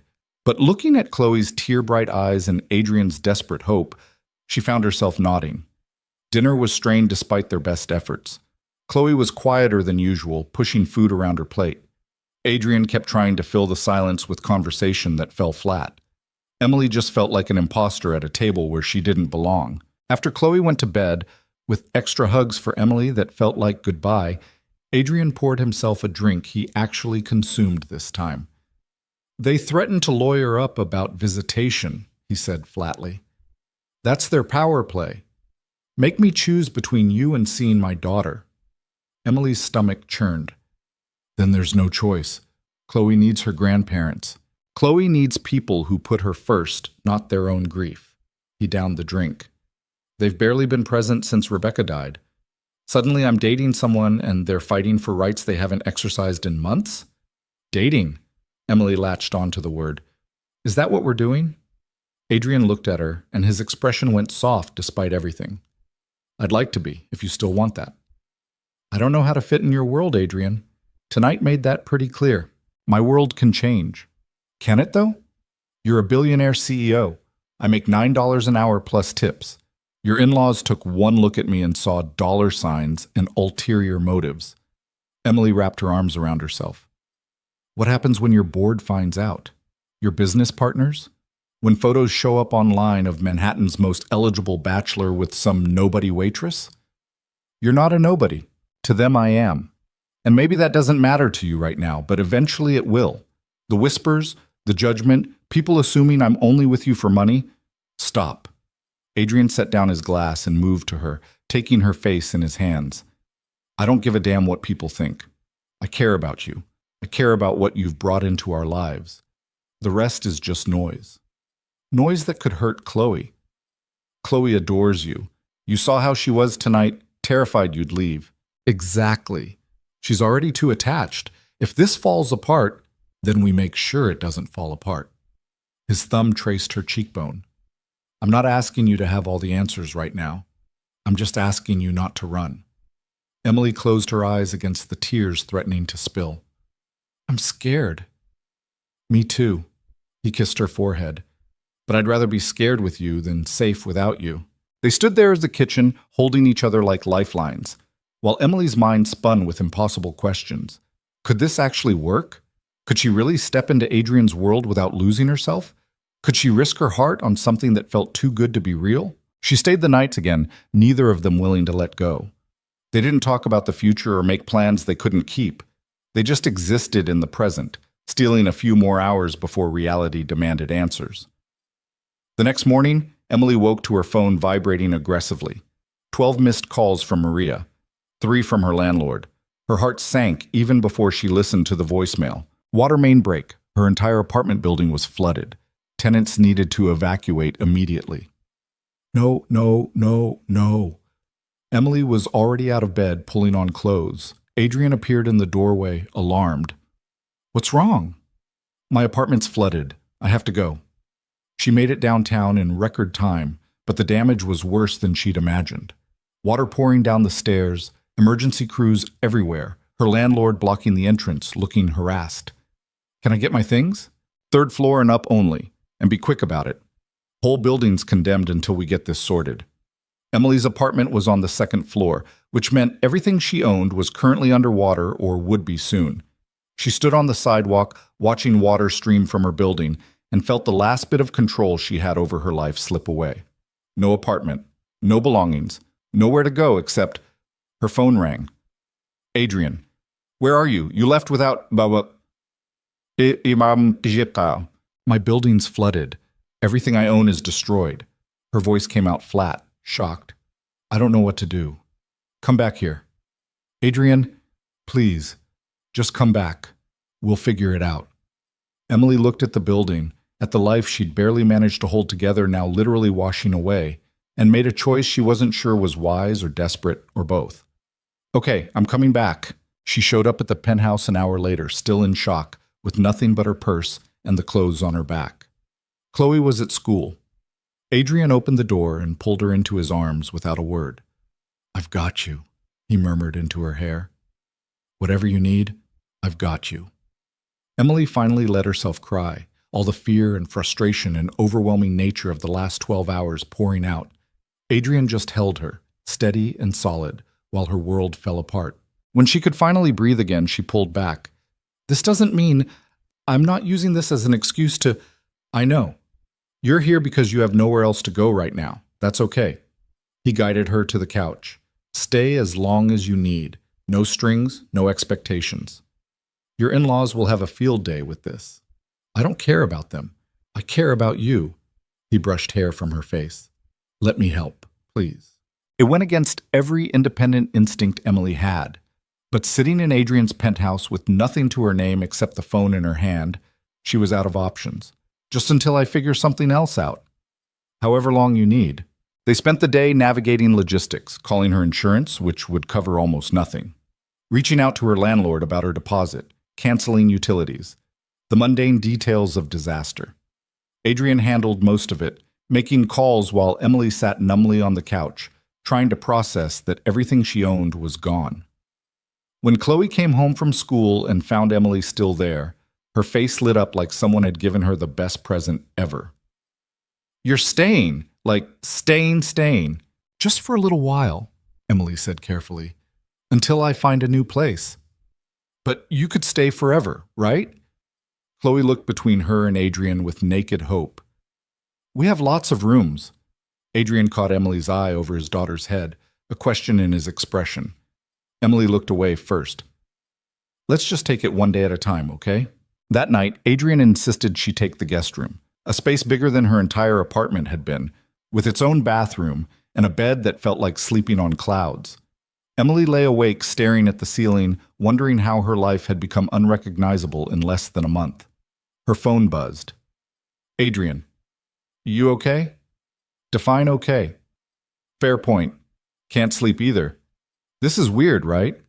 Me living here? A little. Good weird, though. Your in-laws are going to lose their minds." "Already lost them. Can't lose them twice." Despite everything, Emily smiled. "Thank you. For today. For all of it. Stop thanking me. You'd do the same." "Would I, though? I don't have anything to offer. You have you. That's everything." Emily stared at those words until they blurred. Then she typed, "Good night, Adrian. Good night. I'm down the hall if you need anything." She almost got up, almost walked down that hall and climbed into his bed and let herself have this thing she wanted so desperately. But fear kept her frozen. Fear that this was too good, that she'd ruin it, that wanting something this much was exactly how you lost it. So she stayed in the guest room alone, while down the hall Adrian did the same, both of them awake and wanting and too afraid to bridge the final gap. Morning came too early, sunlight streaming through windows that faced east over Central Park. Emily woke disoriented, forgetting for a moment where she was until the sheer size of the room reminded her. Guest room, penthouse, Everything she owned destroyed except what she'd been wearing yesterday. She needed clothes, toiletries, all the basic things that made a person functional. The thought of asking Adrian for money made her skin crawl, but showing up to work in yesterday's outfit wasn't an option either. When she emerged from the bedroom, she found Chloe already awake, sitting at the kitchen counter with cereal, still in her pajamas. The little girl's face brightened immediately. "Morning! Daddy said you're staying for a while." "Morning, sweetheart. Where's your dad?" "Conference call in his office. He said not to interrupt unless someone's bleeding or the building's on fire." Chloe swung her legs, unconcerned. "Are those the same clothes from yesterday?" "Yeah, I need to go shopping today." "Can I come, please? I never get to go shopping with anyone except Daddy, and he's terrible at it." Emily couldn't help smiling. "I have to work this afternoon." "But this morning? Just for a little bit?" The pleading look was hard to resist. Emily was saved from answering by Adrian appearing from the hallway, phone still pressed to his ear, looking exhausted. He'd clearly been up for hours, hair disheveled, wearing the same clothes he'd slept in. "I don't care what the projections say, Tom. The timeline doesn't work. We need—" He paused, seeing Emily. His expression softened instantly. "I'll call you back." He ended the call and scrubbed a hand over his face. "Morning. Did you sleep?" "Some. You?" "Define sleep." He moved to the coffee maker like it was a lifeline. "I have meetings all day, but I can cancel." "Don't. I'm fine. I just need to grab some basics, clothes, stuff like that." Adrian pulled out his wallet and extracted a credit card without hesitation. Emily stared at it like he'd offered her a live grenade. "I can't take that." "Emily, I have my own money. Not much, but enough for some clothes from Target." "You're not going to Target when I can—" He stopped himself, seeing her expression. "This isn't about money. It's about helping someone I care about who lost everything yesterday." "It feels like charity." "It's not charity. It's what people do for each other." He set the card on the counter between them. "Please, just use it for the essentials. Pay me back if it makes you feel better, but don't punish yourself because your pride won't let me help." Chloe was watching this exchange with wide eyes, her cereal forgotten. Emily picked up the card, hating how much she needed it. "Just for basics, and I'm paying you back." "Whatever makes you comfortable." Adrian's phone rang again. He glanced at it and grimaced. "I have to take this." "Chloe, behave." "Emily, there's—" The phone kept ringing insistently. "Sorry, we'll talk later." He disappeared back into his office, voice already shifting into CEO mode. Chloe hopped down from her stool. "So can I come shopping? I promise I'll be good, and I won't ask for anything, and I'll help you pick out pretty things." Emily looked at this little girl who'd somehow become essential to her in less than a month and felt her resistance crumble. "Go get dressed. We leave in 20 minutes."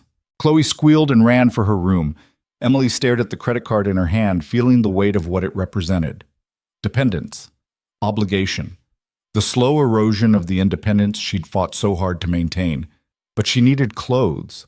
And Chloe wanted to come, and maybe letting people help wasn't the worst thing in the world.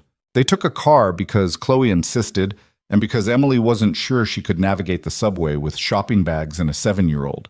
The driver dropped them at a department store that made Emily's Target budget look like pocket change, but she gritted her teeth and walked inside anyway.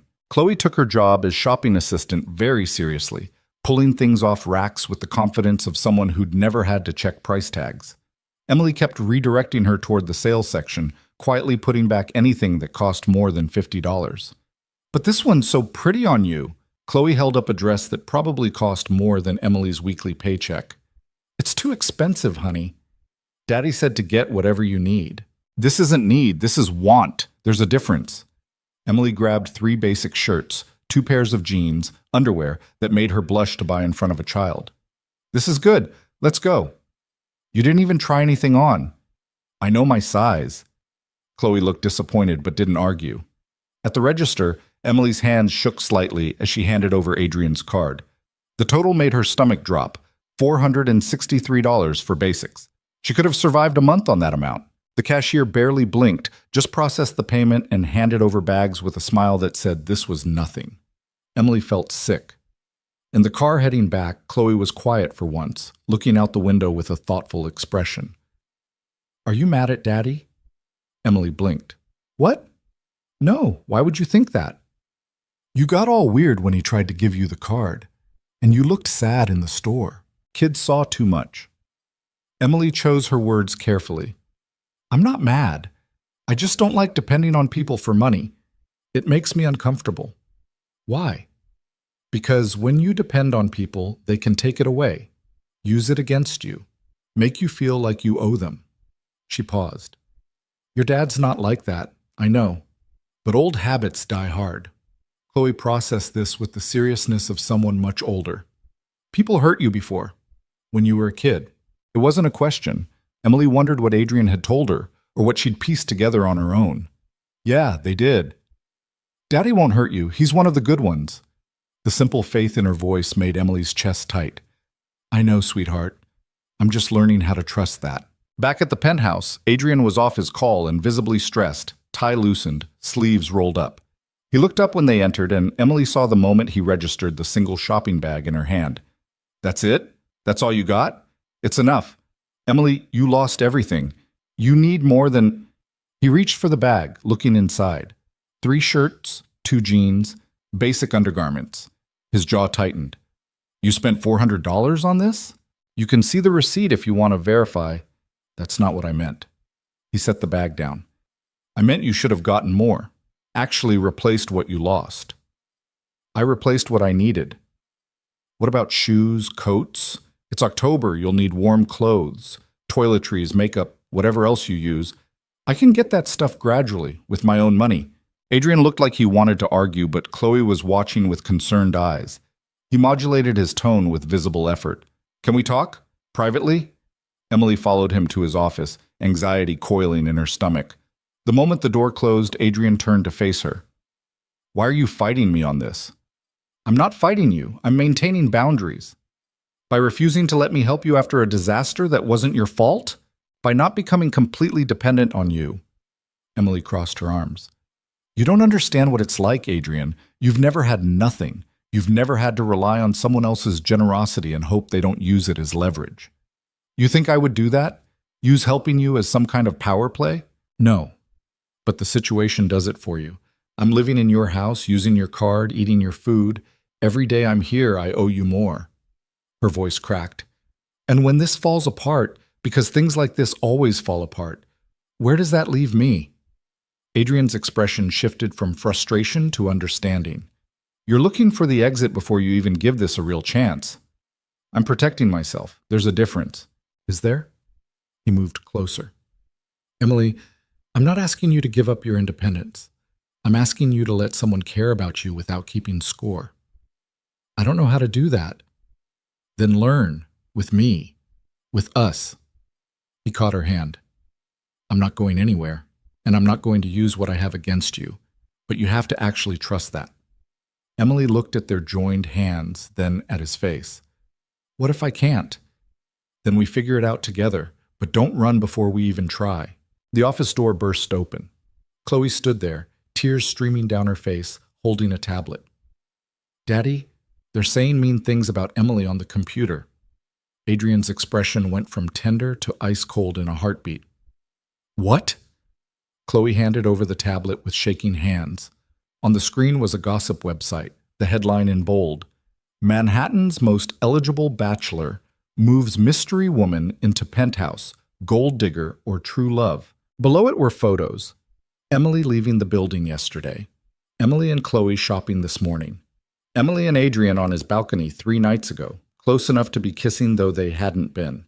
The caption speculated wildly about who she was, what she wanted, whether Adrian was being taken advantage of in his grief. The comments were worse.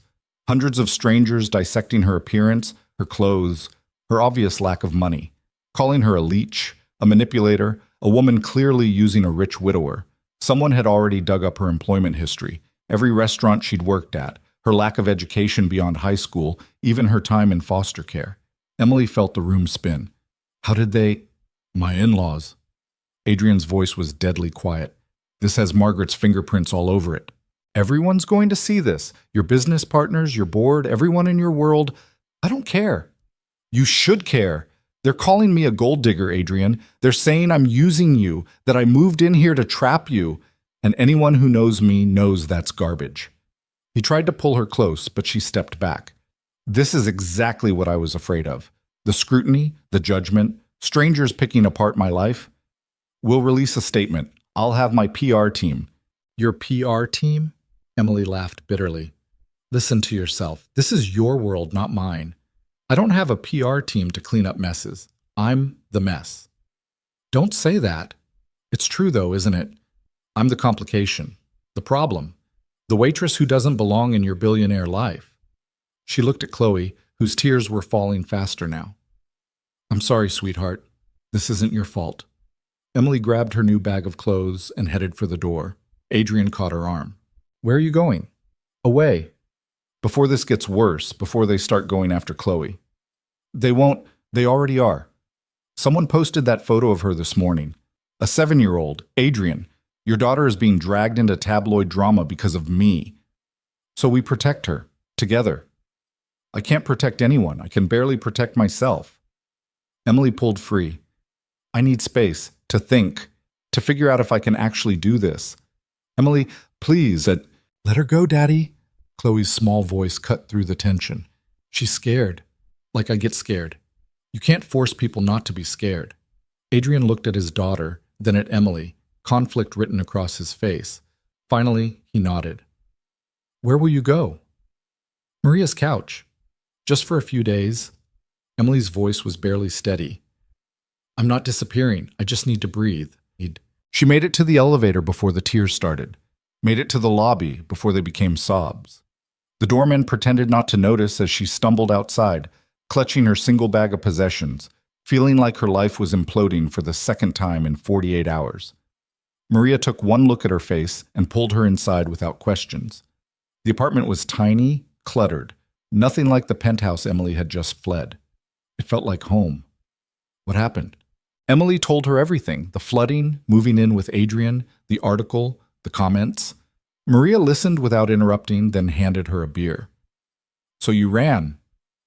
I didn't run. I retreated strategically. You ran. Maria's voice was kind but firm. Because things got real and scary and you defaulted to your trauma response. That's not... Emily stopped. Okay, maybe a little. Honey, I've known you for 3 years.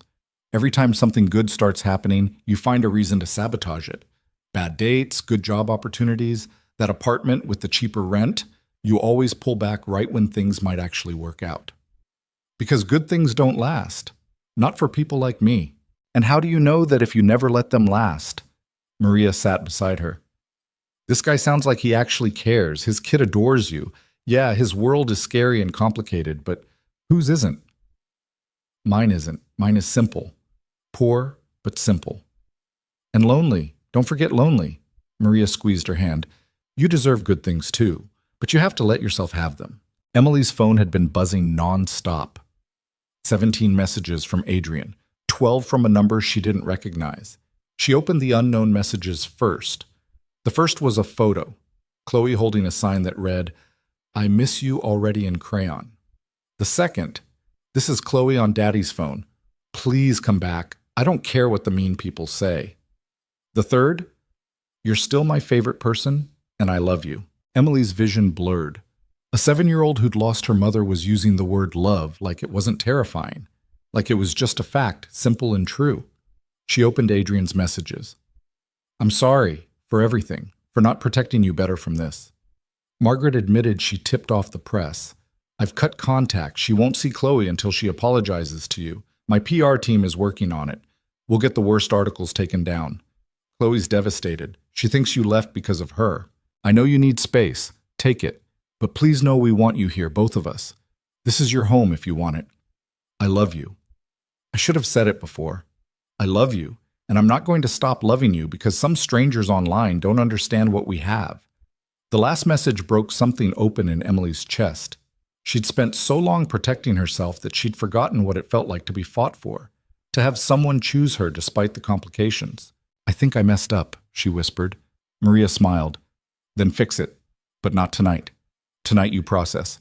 Tomorrow you figure out what you actually want instead of what fear tells you to want. Emily spent the night on Maria's lumpy couch, staring at Chloe's messages, reading Adrian's words over and over. The internet was still ripping her apart. She made the mistake of checking. But somewhere between the vicious comments and invasive speculation, she found perspective. These people didn't know her, didn't know Adrian, didn't know the accidental text that started everything, or the way Chloe laughed when they built blanket forts, or how Adrian looked at her like she was solving puzzles he'd been stuck on for years. They saw a story that fit their narrative. Rich man, poor woman, obvious gold digger. But they didn't see the truth underneath, two broken people learning how to be whole together. Morning came with clarity. Emily borrowed clothes from Maria, took the subway to the penthouse, and stood outside the building gathering courage. The doorman recognized her immediately. "Ms. Carter, Mr. Vale left word you're always welcome up."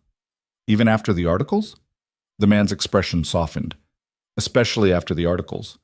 Anyone with eyes can see how that little girl lights up around you. That's not something you fake."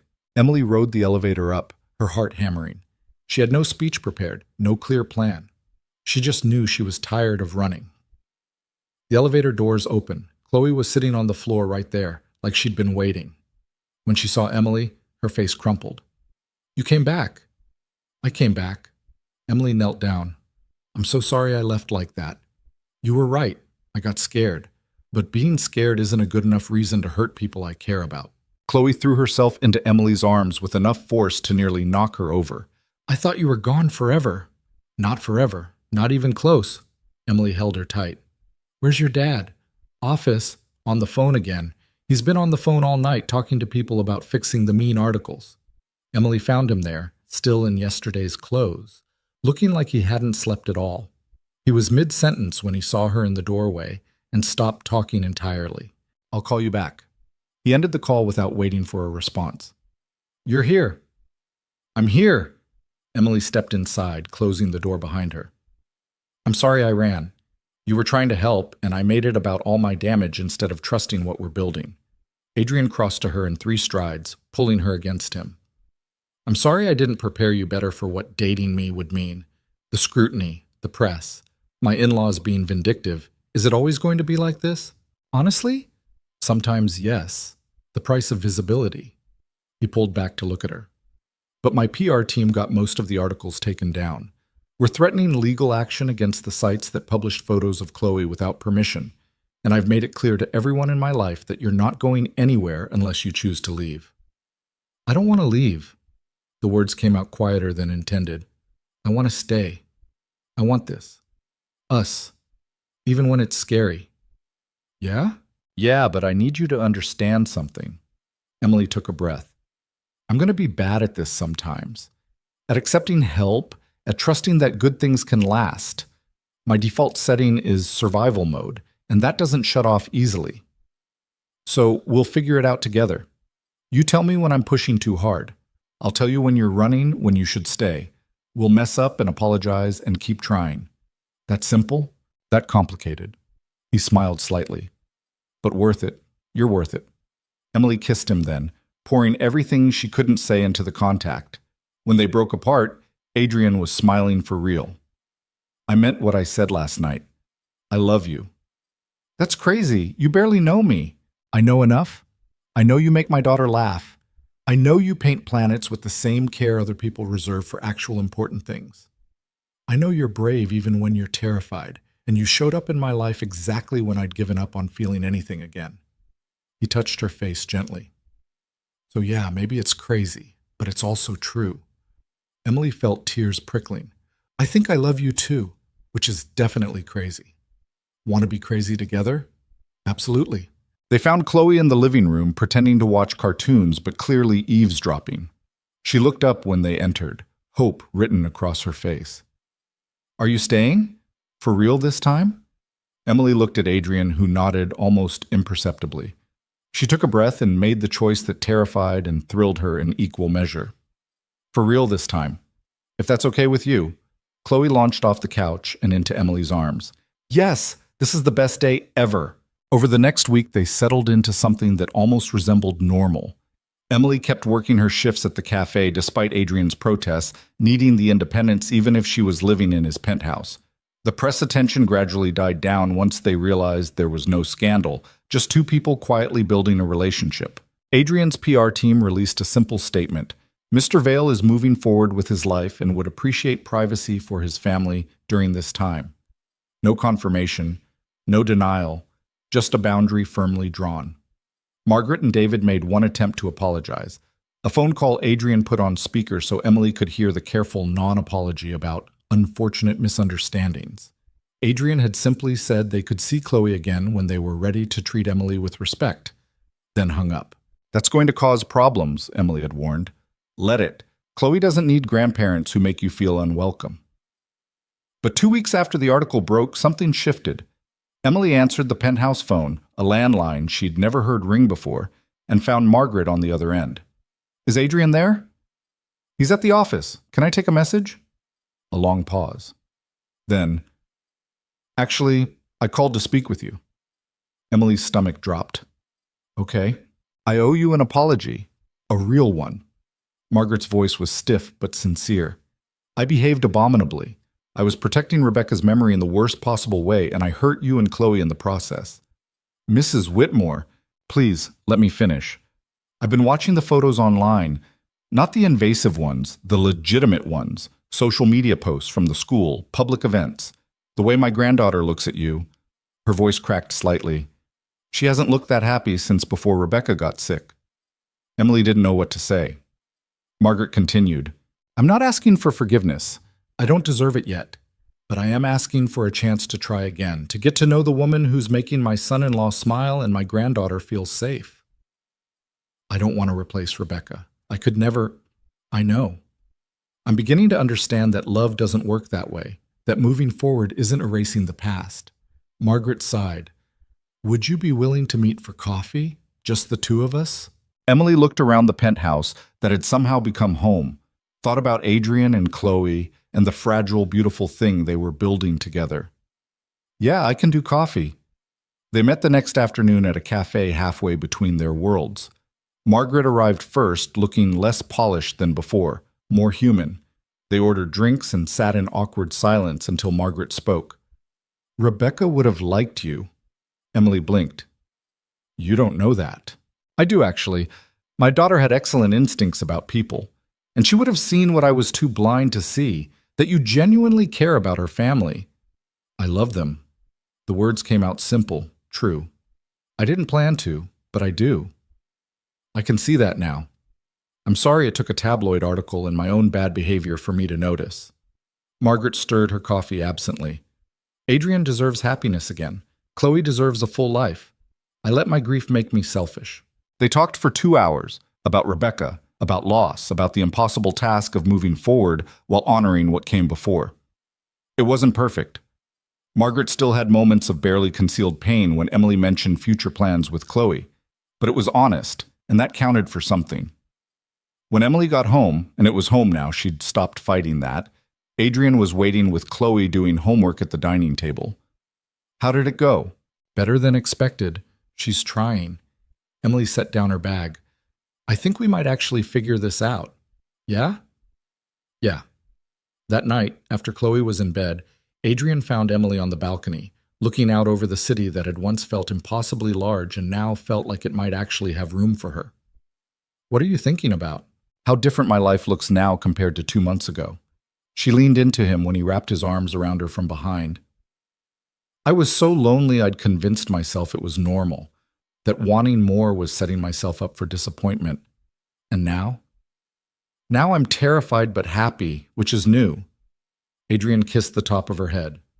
Good terrified or bad terrified? The kind where I'm scared I'll mess this up, but willing to risk it anyway. That's the best kind. He turned her to face him.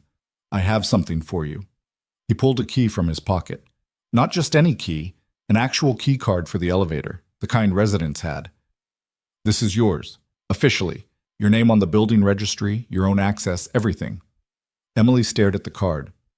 Adrian, you've been here 6 weeks. You're not a guest anymore. This is your home if you want it to be. He paused. No pressure. You can still keep looking for your own place if that feels right. But I wanted you to know the options here. We're here. Whenever you're ready. Emily thought about her destroyed apartment, about Maria's couch, about all the temporary places she'd lived in her life.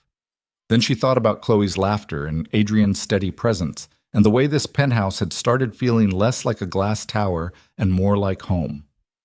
Okay, okay, I want to stay, for real, not as a guest or someone in transition, just stay. Adrian's smile was brilliant enough to light the entire city. He kissed her deeply. Joy and relief poured into the contact. When they broke apart, Emily was smiling too. This is crazy, right? We've known each other for 2 months. Absolutely insane. And we're doing it anyway. Absolutely. From inside, they heard Chloe's voice. Are you guys done being mushy? I had another bad dream. They both laughed. Adrian called back, "Coming, baby girl." As they headed inside to comfort his daughter, their daughter, Emily was starting to think. She felt something settle in her chest, something that felt a lot like belonging. The road ahead wouldn't be smooth. Margaret would have good days and hard days. The press would probably circle back eventually. Emily would keep fighting her instinct to run when things got scary. Adrian would keep trying to solve problems with money when what she needed was just his presence. But they'd figure it out. Together. Imperfectly and messily and real. And for the first time in her life, Emily believed that good things could last if you were brave enough to hold on to them. 6 months had a way of changing everything and nothing at the same time. Emily still worked at the cafe 3 days a week, despite Adrian's gentle protests. Still took the subway sometimes just to feel normal. Still had moments where she'd wake up in the penthouse and feel like an imposter. But the guest room had become her room. Her toiletries crowded the bathroom counter alongside Adrian's expensive cologne. And Chloe had started calling her family dinners, when we're all together, like it was the most natural thing in the world. The spring morning started like most others. Chloe dragging herself to breakfast in pajamas covered in stars. Adrian already on his second coffee and first phone call. Emily trying to convince a 7-year-old that cereal was not an acceptable dinner leftover for breakfast. But you let me have pizza for breakfast last week, Chloe argued around a yawn. That was one time and your dad was out of town. Doesn't count. Everything counts when you're trying to negotiate, Adrian said, ending his call. She gets that from me. Great. I'm raising 2 lawyers. Emily slid eggs onto plates. Eat real food, both of you. It was domestic and ordinary, and Emily still couldn't quite believe it was her life. That she got to have mornings like this, arguments about breakfast and homework reminders, and the comfortable chaos of people learning to be a family. Chloe pushed eggs around her plate, unusually quiet. Adrian noticed first. What's going on, baby girl? You're never this quiet before school. There's a thing at school next Friday, for Mother's Day. Chloe's voice went small. We're supposed to bring our moms and do crafts and stuff. The kitchen went silent except for the coffee maker's gurgling. Emily's heart cracked watching Adrian's face cycle through pain and parental helplessness. Oh, sweetheart. Can Emily come? Chloe looked up with desperate hope. I know she's not my real mom, but she does mom things. She helps with homework and makes me eat vegetables and knows how to braid hair better than you do, Daddy. Adrian looked at Emily, a question in his eyes. Emily felt frozen. This was dangerous territory, stepping into spaces that belonged to Rebecca, potentially overstepping boundaries that hadn't been fully negotiated. I don't want to, Emily started carefully. Your mom will always be your mom, Chloe. Nobody can change that. I know, but she's not here and you are. Chloe's eyes were bright with unshed tears. Is it bad that I want you there? Does that mean I'm forgetting her? Emily was across the kitchen in a heartbeat, kneeling beside Chloe's chair. No, baby. It means you're learning to hold 2 things at once, missing someone who's gone and loving someone who's here. That's not forgetting. That's growing. So you'll come? Emily looked at Adrian again. He nodded, trust and gratitude clear in his expression. I'll come, if your dad says it's okay. More than okay, Adrian said quietly. Rebecca would want you to be there. She'd want Chloe to have someone who shows up. Chloe's smile was worth every complicated feeling churning in Emily's chest. The little girl went back to her eggs with renewed energy, chattering about what crafts they'd make. But Emily caught Adrian's hand under the table and held on. They were navigating impossible terrain, honoring the past while building a future. And there was no roadmap for it, just love and intention and the willingness to mess up and try again. After Chloe left for school, Adrian pulled Emily into his office. She knew that look, the one that meant he'd been thinking too hard about something and was about to spring it on her. So there's a gala next month, Valcor's annual charity event. He said it casually, but his shoulders were tense. I'd like you to come, officially, as my partner. Emily's stomach dropped. That's different from the Mother's Day thing. How? That's for Chloe. This is your world. Investors, board members, all the people who read those articles about me 6 months ago. Exactly, which is why I want you there, to show everyone that you're not going anywhere. He moved closer. I know it's asking a lot. The scrutiny will be intense, but we can't keep hiding what we are because some people might judge. I'm not hiding. I'm being practical. You're protecting yourself. There's a difference. His voice was gentle but firm. And I get it. But at some point we have to live publicly, or we're letting fear make our choices. Emily thought about the cafe, where she'd overheard customers gossiping about Adrian Vale's mystery girlfriend just last week, about Margaret's slow warming, the way Chloe's school friends' parents looked at her with curiosity and speculation. She'd been existing in this in-between space, part of Adrian's life, but not fully claiming it. What if I embarrass you? I don't know which fork to use at fancy dinners. I'll probably say something wrong to the wrong person. Then you'll be human, which is more than most people at these things can claim. Adrian caught her hands. I don't need you to be perfect.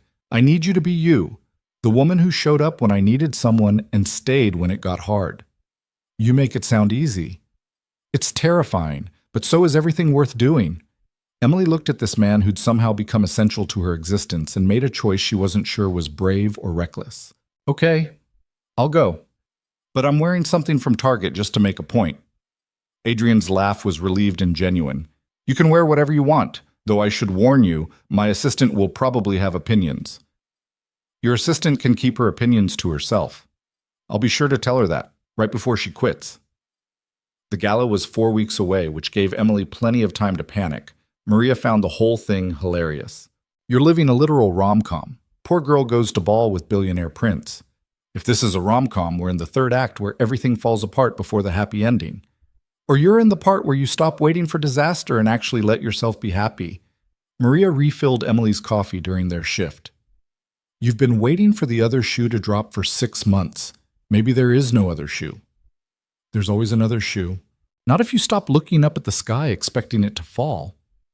Emily wanted to believe that, but years of foster care had taught her that good things were temporary, that belonging was conditional, that love could be withdrawn the moment you stopped being useful or convenient or easy. The Mother's Day event came first, a week before the gala. Emily showed up at Chloe's school with craft supplies and anxiety, scanning the room full of actual mothers who belonged there in ways she wasn't sure she did. Chloe found her immediately, grabbing her hand and dragging her to their assigned table. You're here! I told everyone you were coming! The teacher, a kind-faced woman in her 50s, approached with a warm smile. You must be Emily. Chloe talks about you constantly. All good things, I hope. The best things. It's clear she adores you. The teacher's eyes were knowing. Family looks different for everyone. What matters is showing up. They made picture frames decorated with painted flowers and glitter. Of course, glitter, Chloe's favorite, while other mothers and daughters chatted around them. Emily helped Chloe write a message for the frame. For the people who make our house a home. Who's it for? Emily asked. You and Daddy. Duh. Chloe said it like it was obvious, like Emily had always been part of this equation. On the way out, a woman approached. Another mother, perfectly styled, the kind who probably had never worked a service job in her life. You're the one dating Adrian Vale, aren't you? Emily braced for judgment. Yes. I just wanted to say, my daughter's in Chloe's class. She talks about how happy Chloe's been this year, how much she's opened up. The woman's smile was genuine. Whatever you're doing, it's working. That little girl needed someone, and you showed up. That matters more than anything else. Emily felt tears prickling. Thank you. Walking to the car afterward, Chloe swinging their joined hands, Emily felt something shift. Maybe she did belong here. Not because of money or status or fitting some perfect mold, but because she'd chosen to show up and keep showing up, even when it was scary. Did you have fun? Chloe asked. I did. Did you? The best. All the other kids were jealous of my glitter skills. I told them you taught me everything. Chloe paused. Emily, can I ask you something? Always. Do you think you'll stay forever? Or will you leave someday like Mommy did?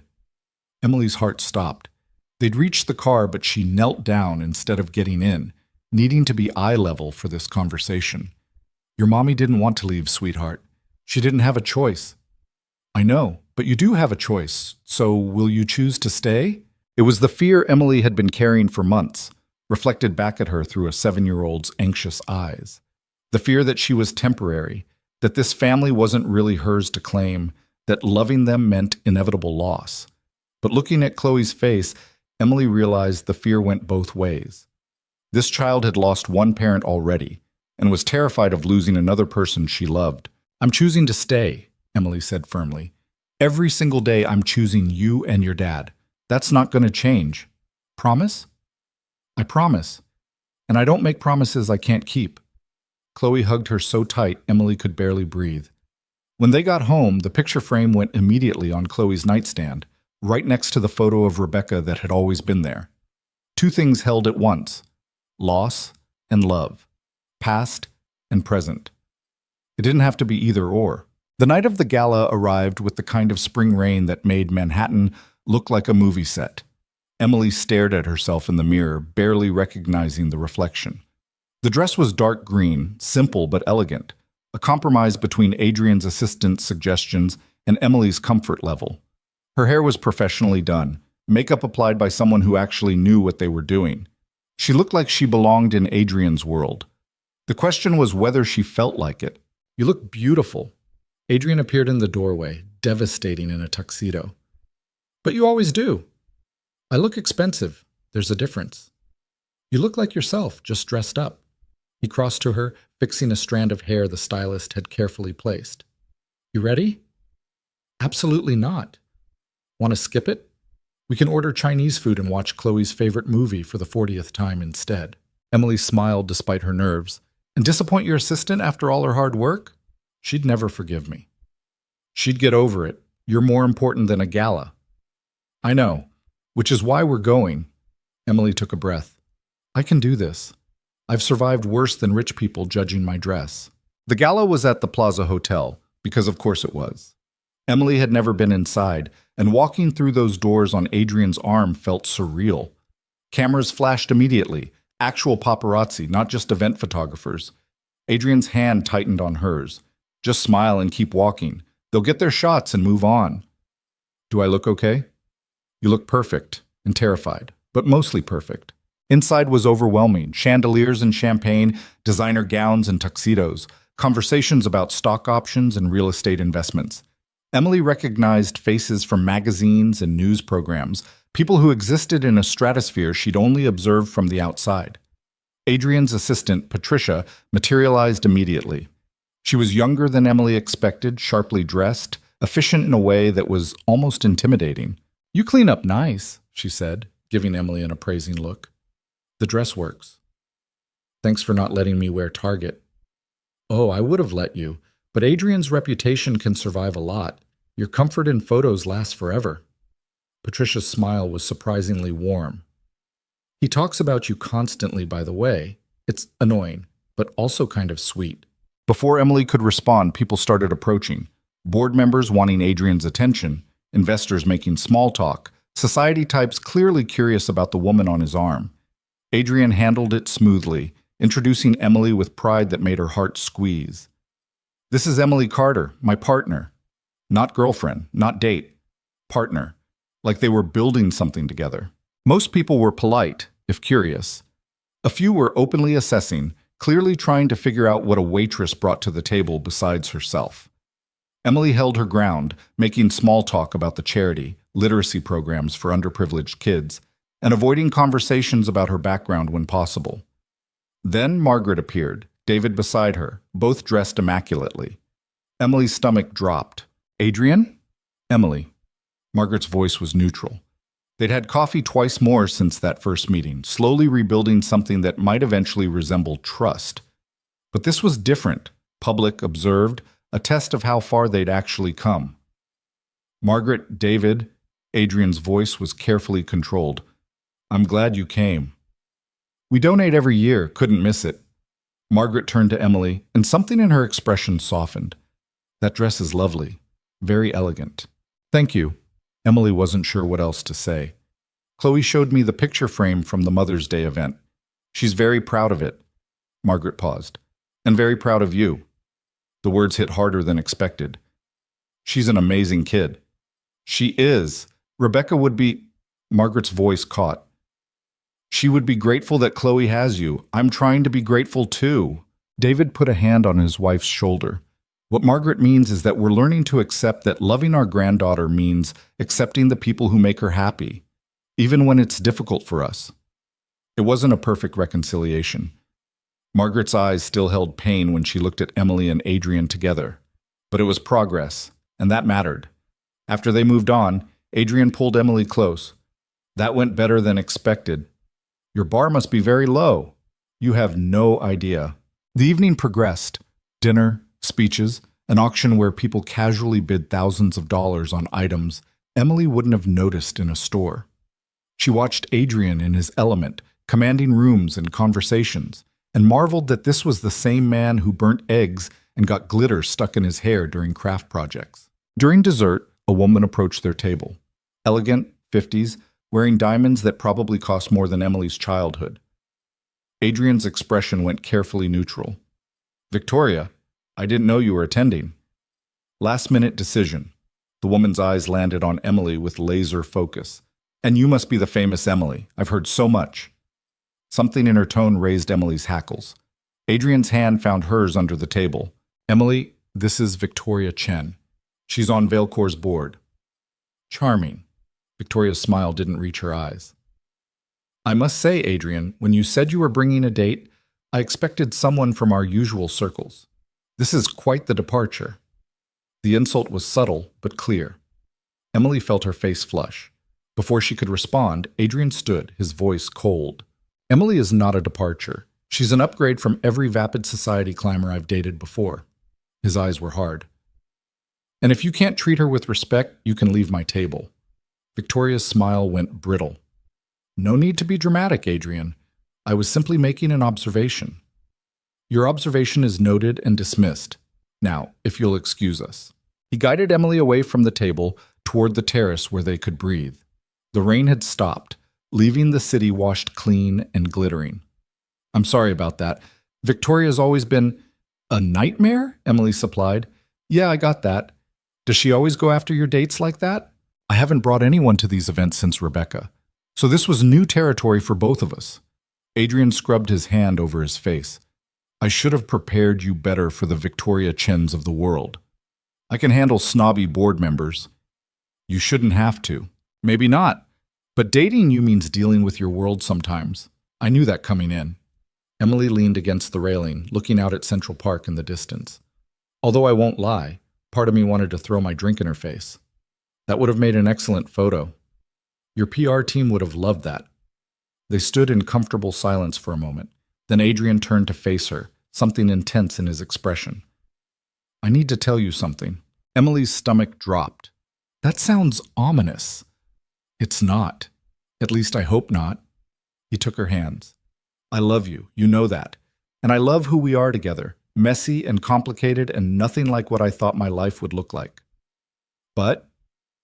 No but, just and. He reached into his pocket, and I want to make it official. The ring box stopped Emily's heart, literally stopped it. She couldn't breathe, couldn't think, couldn't process what was happening. Adrian, wait, let me say this before I lose my nerve. His hands were shaking slightly. When Rebecca died, I thought that was it. One great love, one chance at happiness. I was ready to spend the rest of my life going through motions, being present for Chloe, but not really living. Emily's eyes were burning with tears. Then you answered a text message I sent to the wrong person. You showed up at my door with a solar system kit and asked for nothing except to help. You made my daughter laugh again. You made me feel again.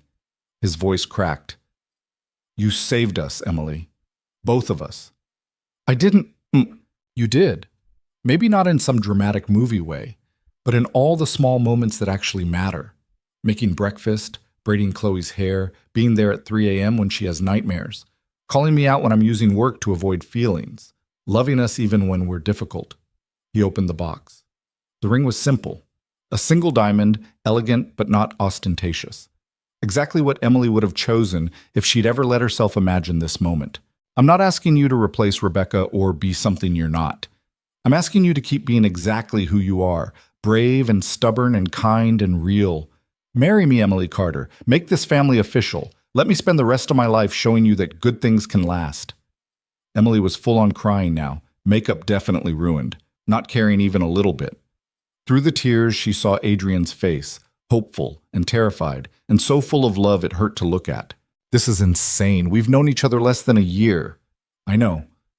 People will say I'm marrying you for money. I know. Your in-laws might actually murder me. Margaret's warming up. I'll take my chances. Emily laughed through her tears. I don't know how to be a CEO's wife. I can barely navigate fancy dinners without using the wrong fork. Then we'll hire an etiquette coach. Or not. I don't care about forks, Emily. I care about you. She looked at the ring, then at Adrian's face, then past him toward the ballroom where hundreds of people from his world were probably watching this moment unfold. A year ago, she'd been alone in a tiny apartment, convinced that belonging was something that happened to other people. Now she was standing on a terrace at the Plaza Hotel, being proposed to by a man she'd accidentally texted, becoming a mother to a daughter who wasn't biologically hers but felt like hers anyway, stepping into a life she never could have imagined. It was terrifying. It was impossible. It was everything she'd ever wanted and been too afraid to reach for. Yes. Adrian's face transformed. Yeah? Yes, I'll marry you. Emily was laughing and crying at the same time. This is completely crazy, but yes. He slipped the ring on her finger, then kissed her like they weren't standing in front of floor-to-ceiling windows where anyone could see. When they finally broke apart, Emily was pretty sure half the gala was watching, phones out, definitely recording. We're going to be all over social media by morning. Good. Let them see. Let everyone see that I found something real. Adrian kissed her forehead. That we found each other. They went back inside hand in hand, and Emily felt the shift immediately. People noticing the ring, whispers spreading, cameras definitely pointed their way. Patricia appeared with champagne and a knowing smile. Called it. I told Adrian 3 months ago he was going to propose. He said I was being presumptuous. You were being presumptuous, Adrian said, but he was grinning. And right. I'm always right. Patricia handed Emily a glass. Welcome to the family officially. Try not to let the board meetings bore you to death. The rest of the evening was a blur. Congratulations from people Emily barely knew, Margaret crying and hugging her with something that felt like genuine acceptance. Photographers definitely getting their money shots. Emily kept looking at the ring on her finger, still not quite believing it was real. On the drive home, Adrian pulled her close. Having regrets yet? Ask me after the wedding planning starts. I hear that's when relationships really get tested. We'll elope if you want, just us and Chloe on a beach somewhere. Emily thought about that, small and private and simple. It was tempting, but looking at this man who'd just claimed her in front of everyone who mattered in his world, she realized she wanted the opposite. Actually, I want the wedding, the whole thing, because I spent my whole childhood being temporary, being the kid nobody fully claimed. I want to stand in front of everyone and choose you, publicly, permanently. Adrian's eyes were suspiciously bright. You're going to destroy me, you know that? Probably, but you proposed anyway. When they got home, Chloe was still awake despite the late hour, curled up on the couch with her babysitter watching movies. She took one look at Emily's face and knew. Did Daddy ask? Did he finally ask? Emily held up her hand, showing the ring. He asked. Chloe screamed and launched herself at both of them, wrapping her arms around their legs. You're going to be my real mom now. Can I call you Mom? Or is that weird? I don't know the rules. Emily knelt down, taking Chloe's face in her hands. You can call me whatever feels right. Emily, Mom, that weird lady who makes you eat vegetables. I don't care about the name. I care about being in your life forever. Forever, forever? Even when I'm a teenager and probably annoying? Especially then. I'm not going anywhere, Chloe. I promise. The little girl hugged her so tight Emily could barely breathe, and over her head, Emily met Adrian's eyes. He was crying now, too, not even trying to hide it. They put Chloe to bed together, both of them sitting on her bed while she fought sleep with questions about the wedding. Could she be Flower Girl? Could they have chocolate cake? Could Emily's dress have glitter? We'll figure all of it out together. Emily promised. "But right now you need to sleep." "But I'm too excited." "Close your eyes and pretend. Sometimes that's how it starts." Chloe tried, but her eyes kept popping open. Finally, Emily started humming, a lullaby she remembered from the one foster mother who'd been genuinely kind before the system moved her again. The melody was simple, familiar, soothing. Adrian watched her sing his daughter to sleep with an expression Emily couldn't fully read. When Chloe's breathing finally evened out, they crept from the room together. In the hallway, Adrian pulled her close. "Where did you learn that song?" "Foster care. The Hendersons. I was with them for 8 months when I was 10. Mrs. Henderson used to sing it." Emily's throat tightened. "They were going to adopt me. Had the paperwork started and everything. Then Mr. Henderson got a job across the country and they couldn't take me with them. Said it was too complicated." "Emily, yes. I'm not telling you for sympathy. I'm telling you because that's when I learned that families are temporary, that love has conditions, that belonging is something that can be taken away." She looked up at him. "You're teaching me different, you and Chloe. That family can be chosen. That love can be unconditional. That I get to belong somewhere permanently." Adrian kissed her softly. "You've always belonged here. From the moment you answered that text message. Maybe before that. Maybe we were always heading toward each other and just didn't know it yet." They made it to their bedroom. Their bedroom now, officially. Emily's last box from storage unpacked just last week. The room that used to feel too big felt exactly right with both of them in it. That night, wrapped in each other, Emily thought about the journey that brought her here. A misdirected text at 2 a.m. A grieving billionaire and his lonely daughter. A series of choices to show up, to stay, to risk her heart on something that seemed too good to be real. She'd spent so long waiting for disaster that she'd almost missed the miracle happening right in front of her. The wedding was 3 months later in early fall when the city was just starting to turn golden. They debated venue options. Adrian's first instinct was something massive and elegant. Emily's was courthouse simple, before landing on a compromise that felt right.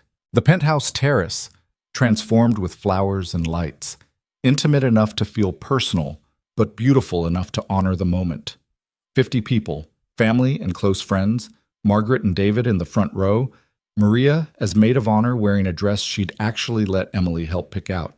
And Chloe, of course, in a flower girl dress covered in subtle sparkles that caught the light when she moved. Emily stood in the bedroom getting ready, staring at herself in the mirror. The dress was ivory, simple but elegant, the kind of thing she never would have let herself imagine wearing. Maria was fixing her hair, both of them crying and trying not to ruin their makeup.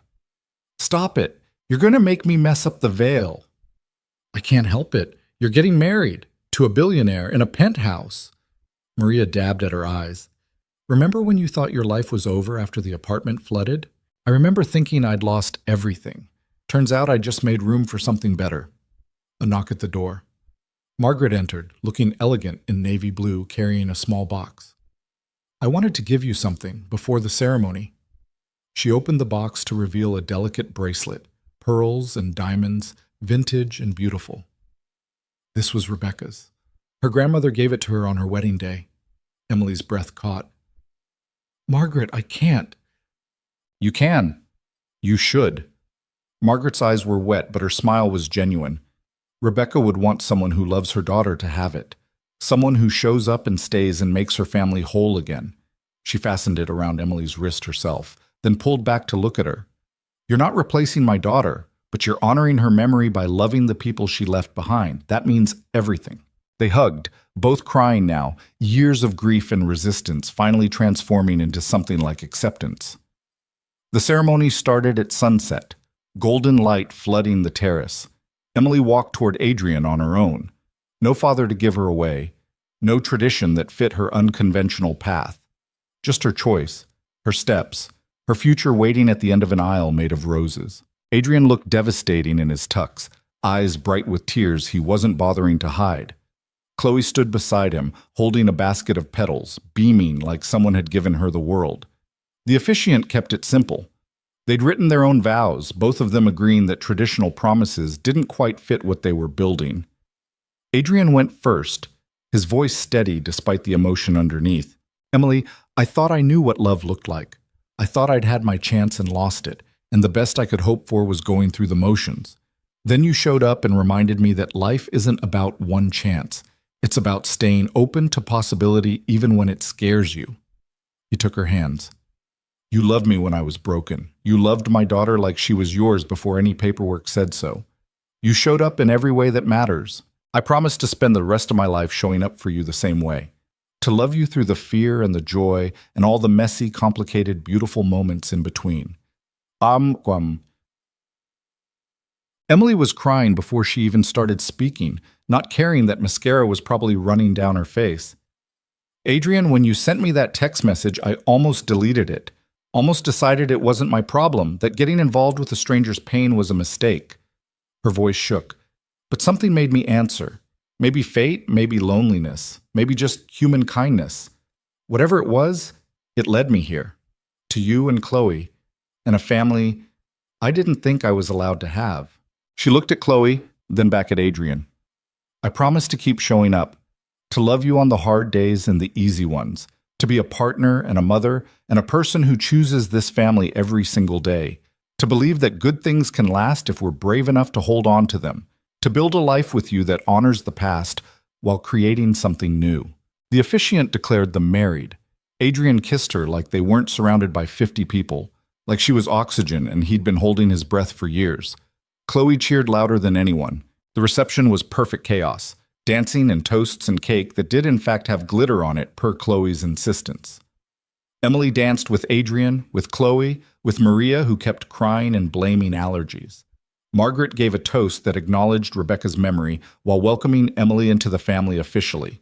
Patricia, slightly drunk on champagne, cornered Emily near the end of the night. I'm glad he found you. Adrian was surviving before, but he wasn't living. You gave him that back. She raised her glass. To brave choices and accidental text messages and love that shows up when you need it most. As the evening wound down, guests departing into the Manhattan night, Emily found herself on the balcony with Adrian and Chloe, looking out over the city that had become home.